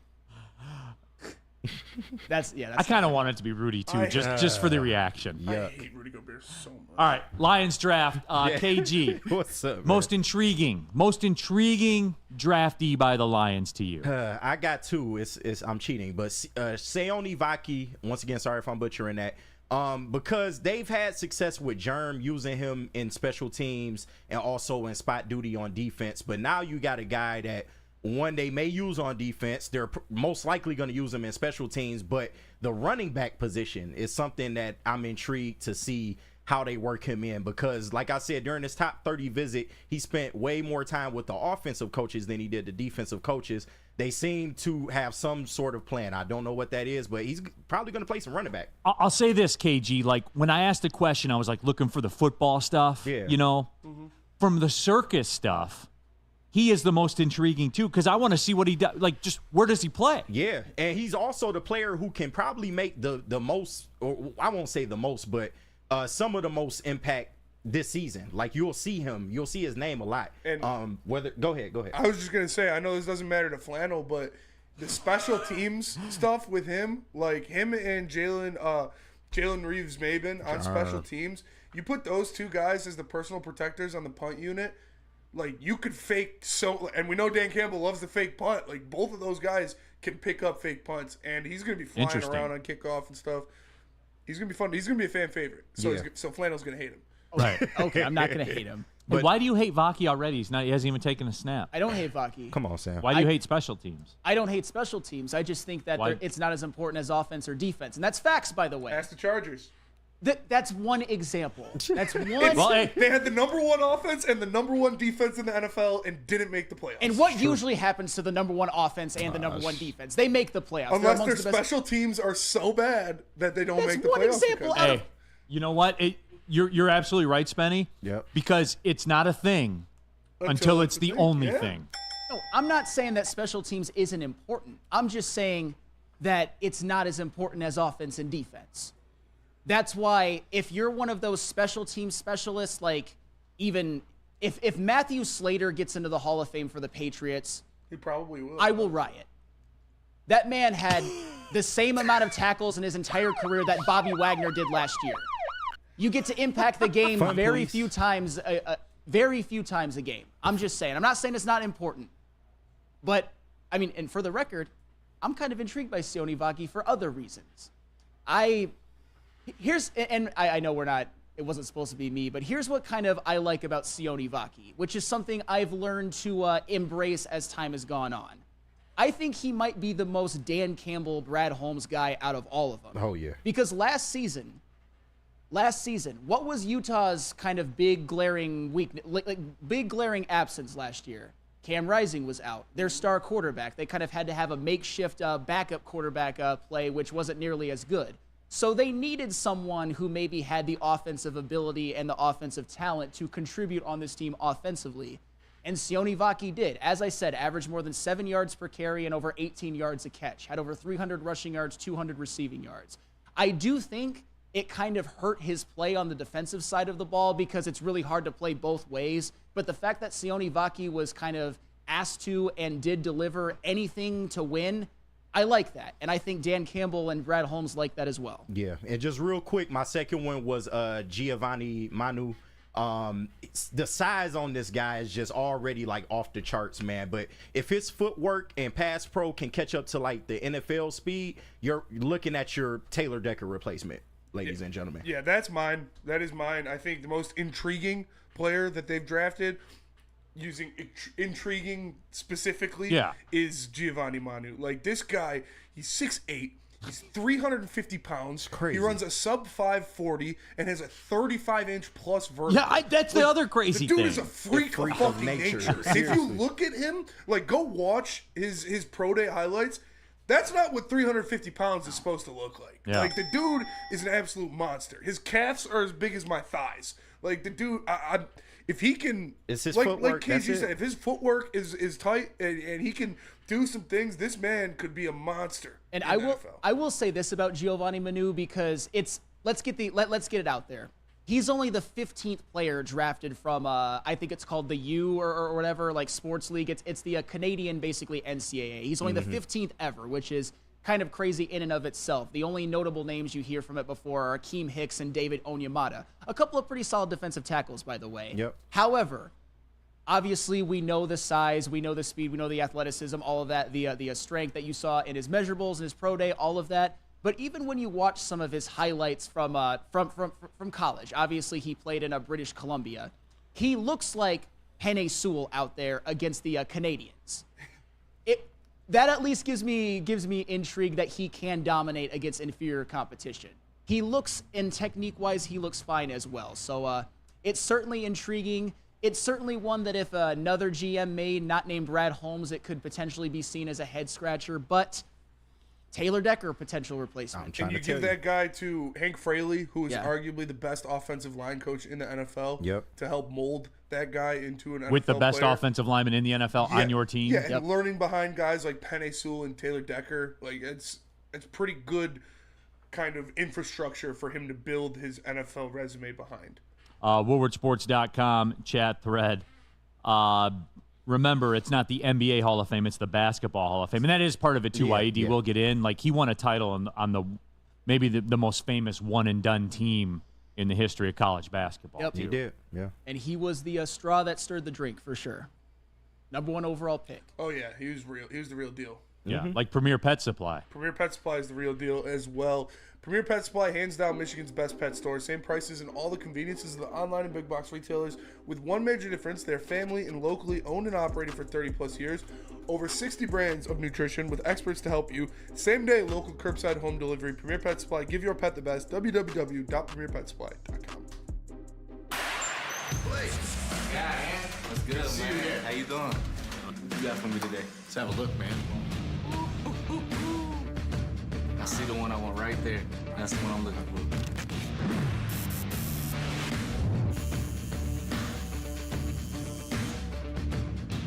for. Welcome to the winner's circle, Blake. Hey. Feiger Law. All we do is win. All we do is win. A ton of fun, a ton of sports, and a ton of man-meat. Welcome to the Woodward Heavyweights, live daily 5 to 7 p.m. on Woodward Sports. At work and at home, we're there with smarter security solutions. Featuring complete automation with customized alerts and more. For over 90 years, we've been the company that's been counted on to protect what matters most, all with personalized service and care.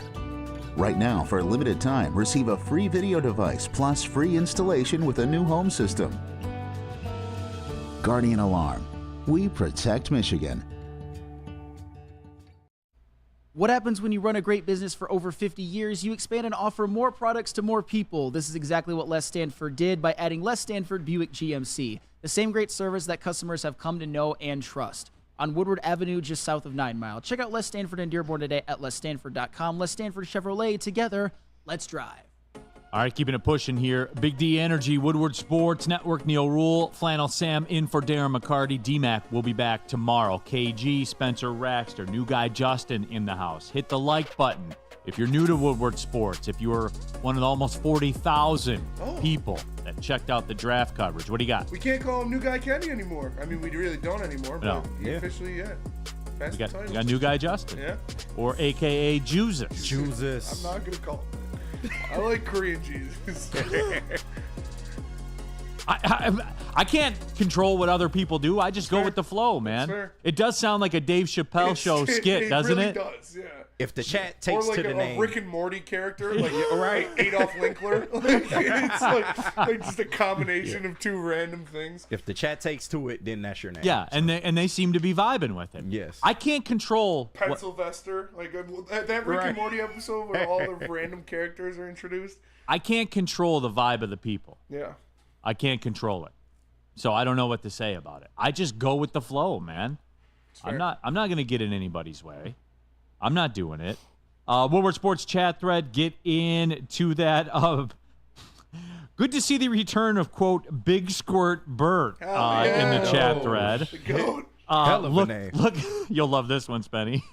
Look out, LA. A new vacuum repair business will be opening soon. Hell yeah. Now, hold on. That's just allegedly, right?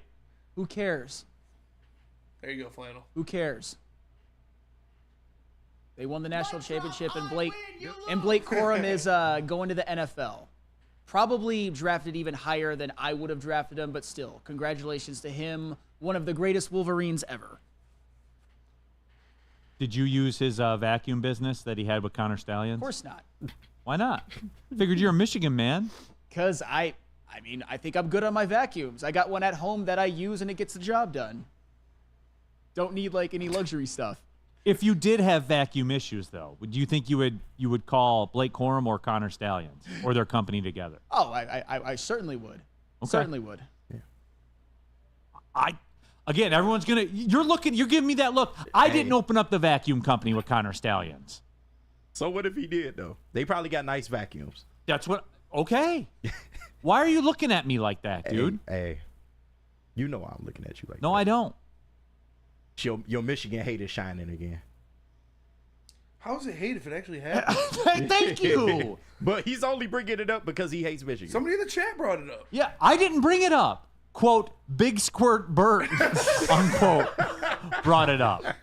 Hey, yo! Okay, now everybody be mad at me. That's fine. Like I opened up the vacuum company. I'm sure they'll be very successful. They were. They were? Yeah. Okay. Oh, yeah, draft stuff that we're getting to. I like this one from Spenny, and I'm sad because I'm not going to get it. It's due diligence. All right, draft is done. Guys will get signed. Now we roll away. So where are we at now? What's the area of need? I don't know if there really is one. I want to take this in a little bit of a different direction. I think you could maybe add a receiver. You could maybe add an edge rusher.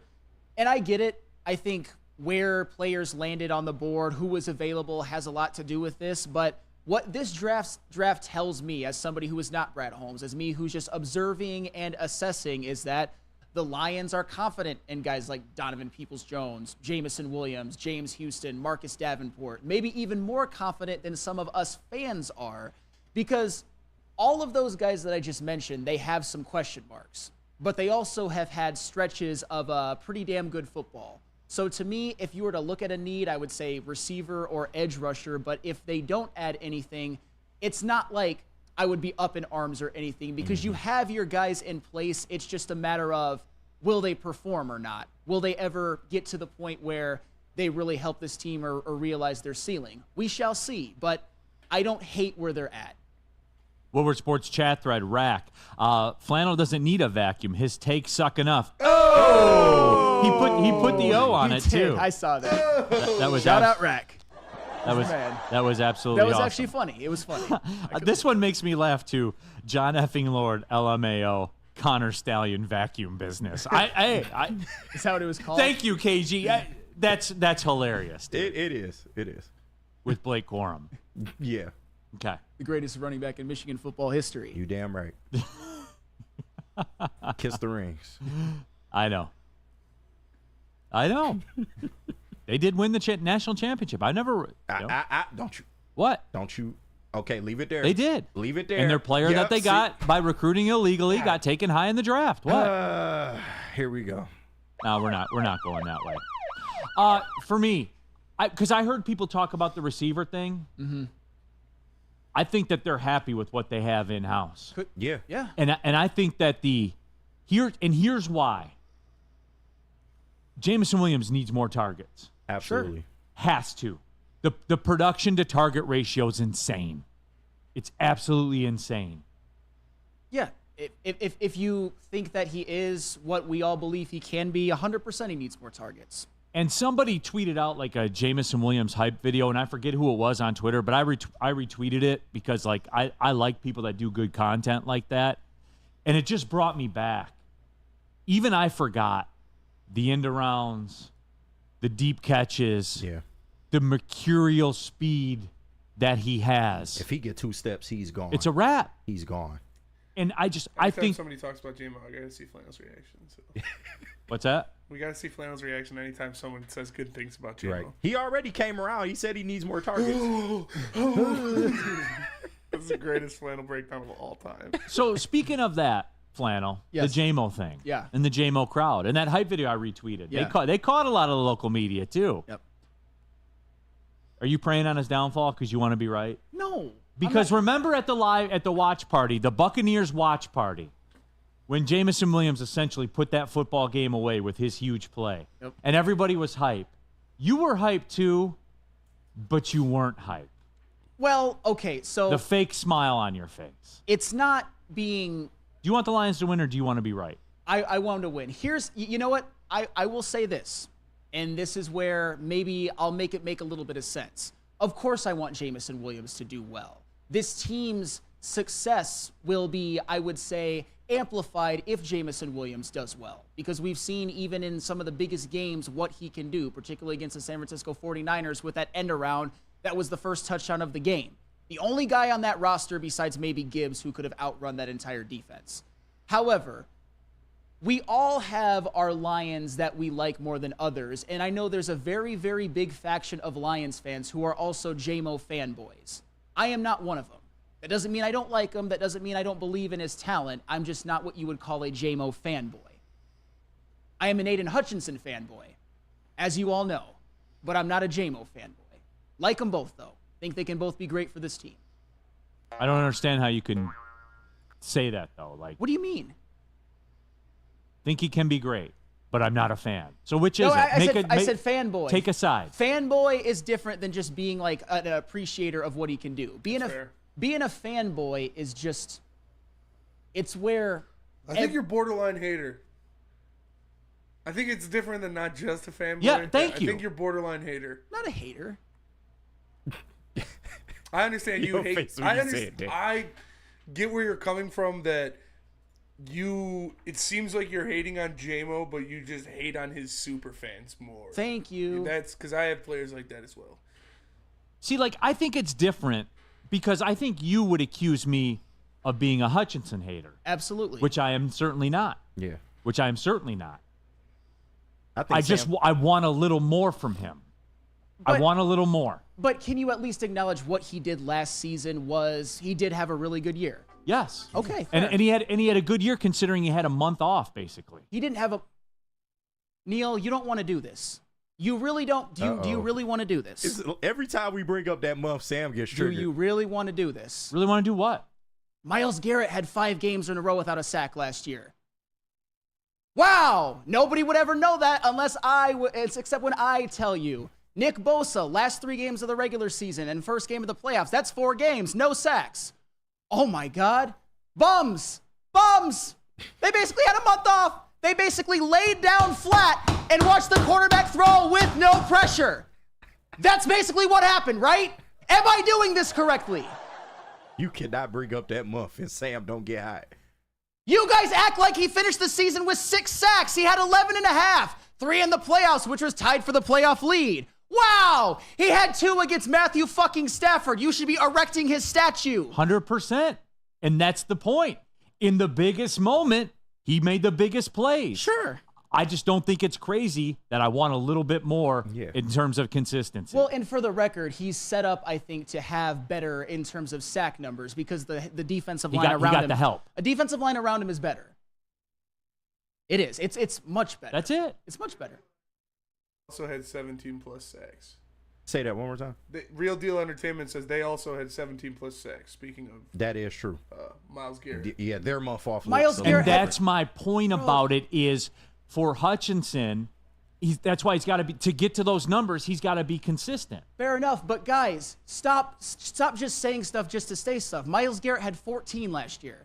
Nick Bosa had 10 and a half. Nick Bosa had a disappointing year last year. But I don't think he did. I think he was just fine. You don't think last year was disappointing based on Nick Bosa's standards as a player? I think it was a little bit of sacks can be random. I think they really can. It depends on a lot of different things. Not random for TJ Watt, dude. Yeah. Or Max Crosby. But that was Max Crosby.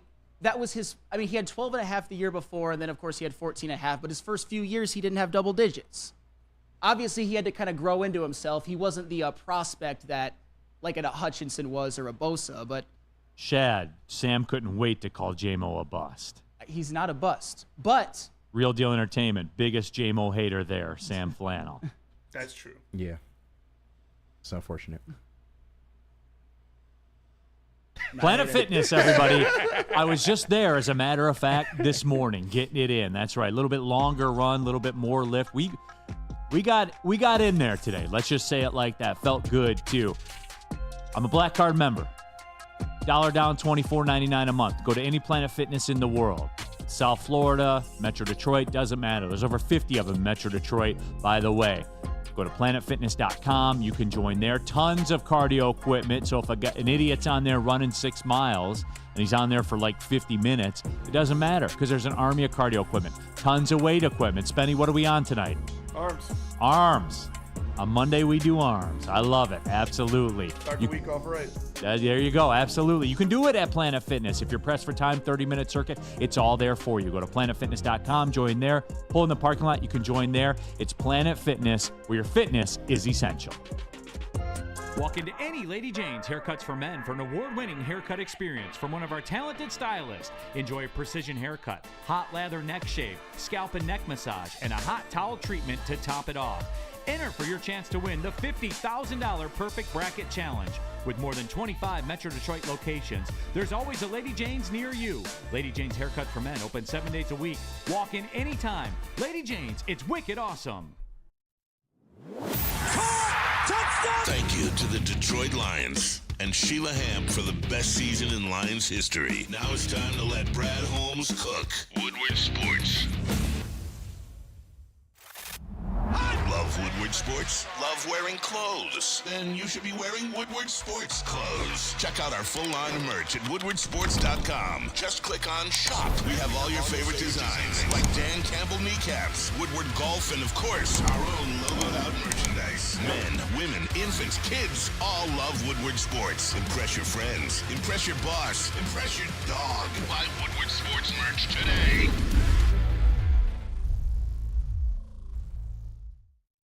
Soroki's Crispy Chicken and Pizza is taking over Michigan. Locations are popping up all over Detroit, doubling the number of restaurants this year. Known for their quality hand-battered and hand-breaded chicken tenders, their sandwiches, and their New York-style pizza. Be sure to stop in, try it at one of the mega stations near you, or go to Sorokis.com to figure out where you can pick up some great food. All right. Coming down the stretch, everybody. Big D Energy, Woodward Sports Network, Neal, Ruhl, Sam Flannel in for D-Mac, KG, Spencer Raxter, new guy Justin here in the house. All of you, click that like button. Do us a favor. Huge numbers here today, as we figured it would be. It's the NFL draft, and that's what we are doing. Kevin Bell, your people here. Kevin Bell. You don't think when Michigan State had Kirk Cousins and Plexico Burress and all those guys, you don't think they got them illegally? I don't know. Didn't get caught. All I know is no coaches on that staff had a show cause like Michigan coaches do. All I know is, even if they did, that Spencer Raxter would say, yeah, we got him illegally, and we won. He would have no problem saying that. You people have a problem saying that, and I don't know why. Well, you're never going to get – Spencer Raxter's never going to get that opportunity, though, and never has. I'm just saying. Say about there's fire, you can never talk get about that opportunity, so we're never in the college football playoff. We're never 2 wins away from it. You so were. that'll never happen again. Ever. Okay, but look at where your program is right now. I know Jonathan Smith was a pretty good hire. Yeah, it was pretty much the same place where you guys were at with Brady Hoke, right? Oh, and then he came back. Oh, stop it. You guys have had 2 consecutive losing seasons. You guys had a losing season 2 years ago. In 2020. That one never happened. That one never happened. That season didn't happen. Why are you giving like a State fan like Spencer more credit for something that hasn't happened that could in theory happen than Michigan? You know what? Who gives a fuck? National champions. I don't. Who cares? See, Flannel, like that's the difference. I do give them credit. I watched them get the title. Why can't you just say we won a national title with players we recruited illegally? I have said that. I've said that like 4 times on the show. Why can't KG do it? I don't speak for KG. Thank you. Why do you think KG can't do it? I don't care because I don't. don't. No, why do you think? Just give me a guess. I'm not gonna play into that because I don't. He's a free thinking man. He's a free thinking man. I don't care what he has to say about it. Thank you, Sam. Yeah. Okay. Why can't you say it, KG? I can, as long as you can say we won a national championship. Period. Nothing. After. You did with players you want. Yeah, with players you recruited illegally. With players that you recruited illegally. All right. Did they not? They did. They did. There's nothing wrong with that. I can see. I mean, there's something wrong with it, but it doesn't change the fact. Like Spinny said, we just got caught, but we definitely ain't the only ones. That's all I've been saying the whole time. For sure. So, all right. NFL draft, everybody, nationally. Hey, Ski Mask Boy, relax, dude. That's not true. He's not dead. Who's that? Wait, Tank what? Dell. Yeah, he's saying Tank Dell shot Yeah, dead. all I'll block you if you say shit like that. Yeah, 'cause that's it's not weird. true. Anyway, He did live. He's in the hospital recovering from non-threatening. They said it was not very minor. life-threatening injury. He just got grazed. Yeah. From what I understand. All right, national draft. Kind of your thoughts, your takeaways. What did you see? Well, I'm going to look at it from a couple teams that could, in theory, be competitors to the Lions in the NFC. One of them, I think, really hurt their chances.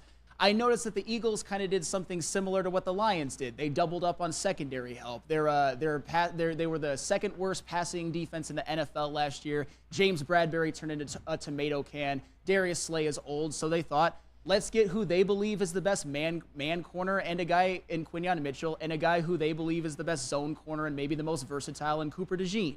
Those were number 8 and 9 on the PFF big board, by the way, and they got one of them at 22 and one of them at 40. I thought that was certainly intriguing.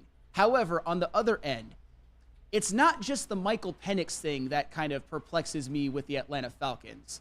They had a chance to draft Jershawn Newton with their second pick, and they went after Ruhl. Yeah. I'm not saying he's a bad player or anything like that, but the Atlanta Falcons need pass rush in the worst way. It's the one thing that they're missing. Literally the one thing they're missing.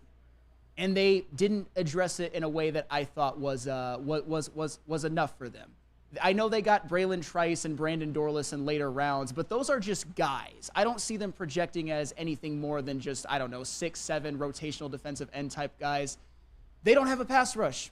They're counting on Grady Jarrett coming back in year 10 after injury when his career high is 7.5. They're counting on guys like that. And to me, I just think that they had a chance to really maybe be players in the NFC with an added pass rush, and they didn't do it. KG, what stuck out to you nationally? The Atlanta Falcons clearly is like the Kirk Cousins. He must be $100 million stopgap at this point, because I just don't understand why you draft Michael Penix in that spot after you paid this man, and then you didn't even tell him on draft night. Something just stinks in the water there. The more I've thought about that, though, like, what do they owe Kirk Cousins other than $100 million? You know what I'm saying? Like, not a damn I thing. don't have this huge problem with that everybody else does. Then why do you think they did it? What do you think their reasoning was? To take Penix? Yeah.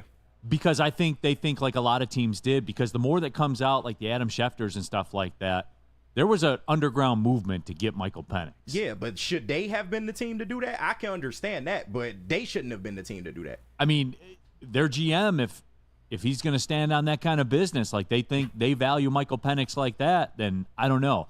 For me, it wouldn't have been the philosophy I would have used. Yeah. Because of that division they play in. They basically play in the American League Central of the NFL, where, you go out there and Dallas Turner was on the board at that point. I thought they were getting Dallas Turner, no doubt. Yeah. We were on the show together. I said Dallas Turner. Yeah, like there are things that they could have done to increase their chances of winning that division this year, and they didn't do it. Yeah, exactly. It was kind of like a Tigers approach. They're in a win now mode, and I get it. I get your comparison to the Tigers, but yeah, Tigers, they took Max Clark when Wyatt Langford was there. Yeah, Max but Clark's gonna be better.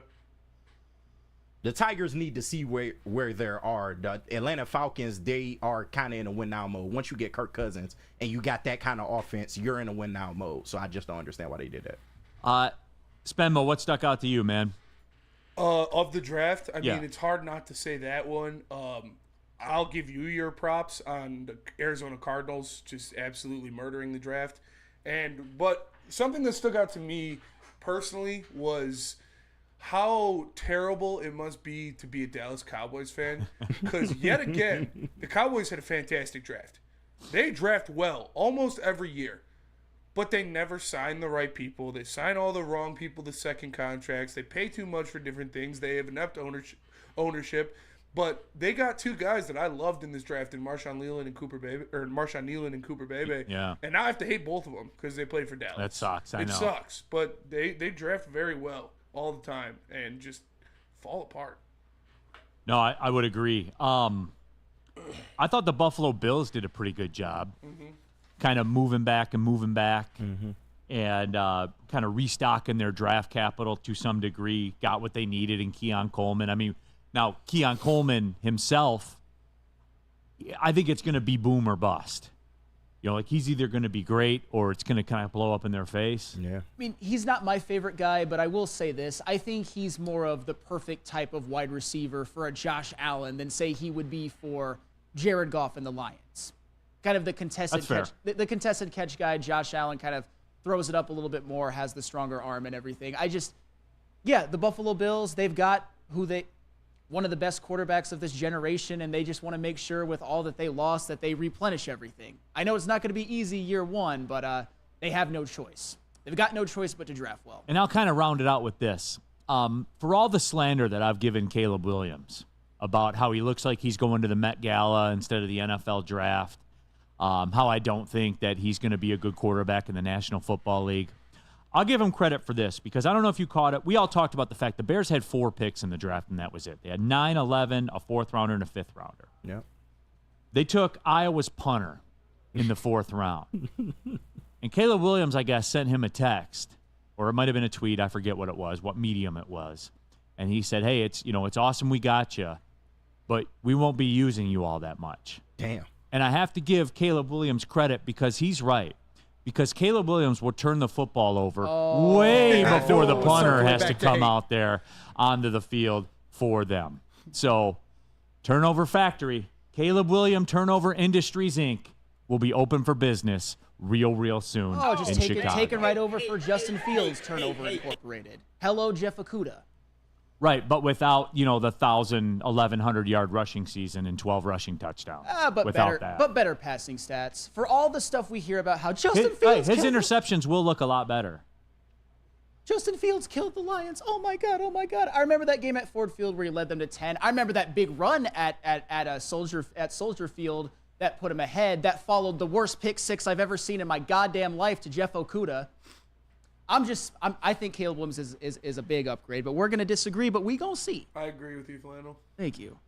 We will see. And by the way, just a little quick sidebar. Do you think in any way that the Bears drafting a punter, the best college punter for sure, but still, was in any way trying to mirror what the Lions have with Jack Fox? Yeah. Flipping the field's important. Yep.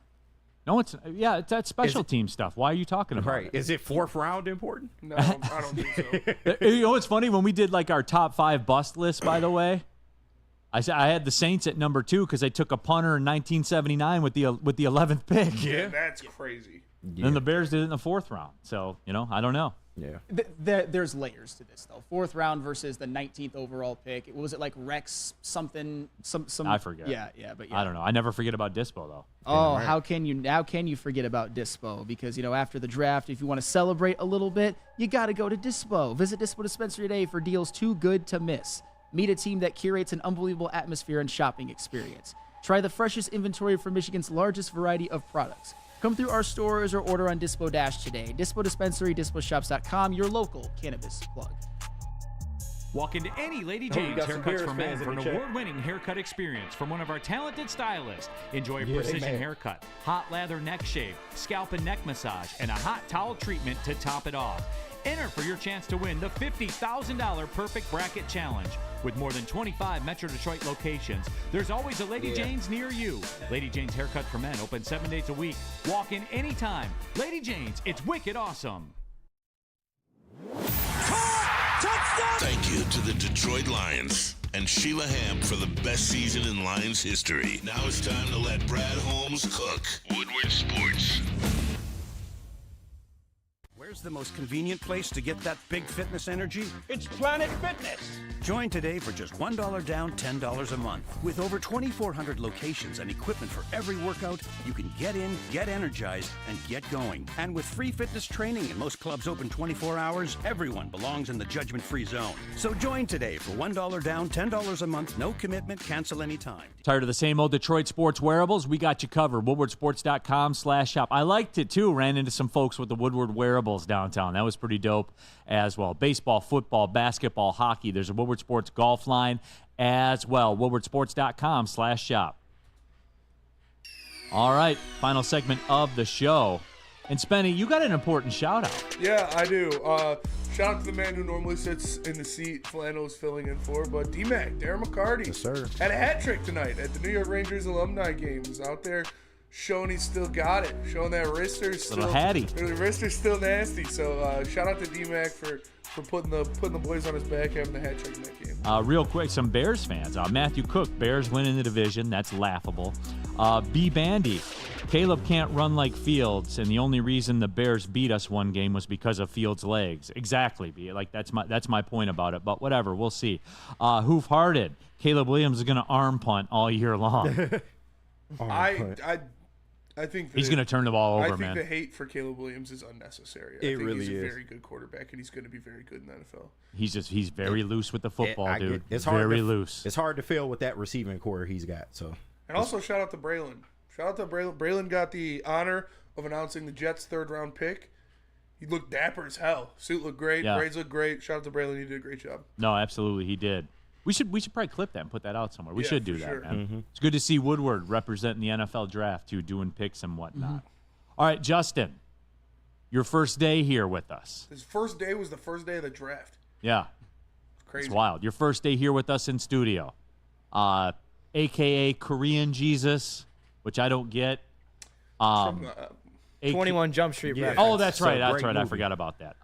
AKA Jesus as well.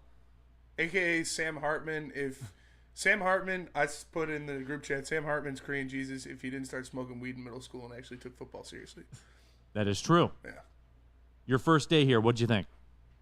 It was amazing. It was great. I very much enjoyed it. You guys brought it with the takes. I probably have like 8 written timestamps down to clip you guys because you guys were killing it today, all 4 of you. Shout out you guys. Thank you. And it's just amazing. I'm so blessed to be here.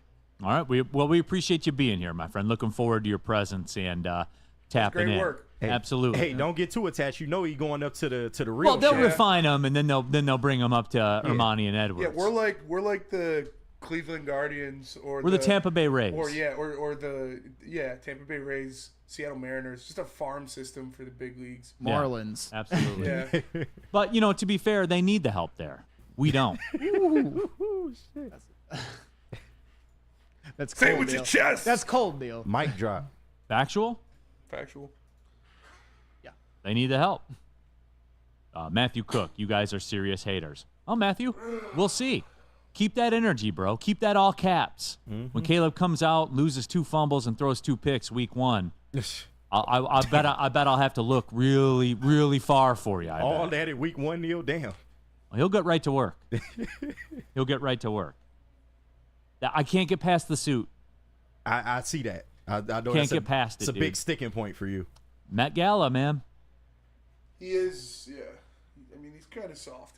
He's zesty for sure. But like I said, you go out there and you put up 400 yards and 4 touchdowns, and your offensive linemen will be painting their fingernails. Winning is the ultimate cure-all. Oh, it's the only thing. Yeah. It is absolutely the only thing. All right, we'll be back at it tomorrow. Appreciate you, Flannel. Thank Appreciate you, man. Fun day.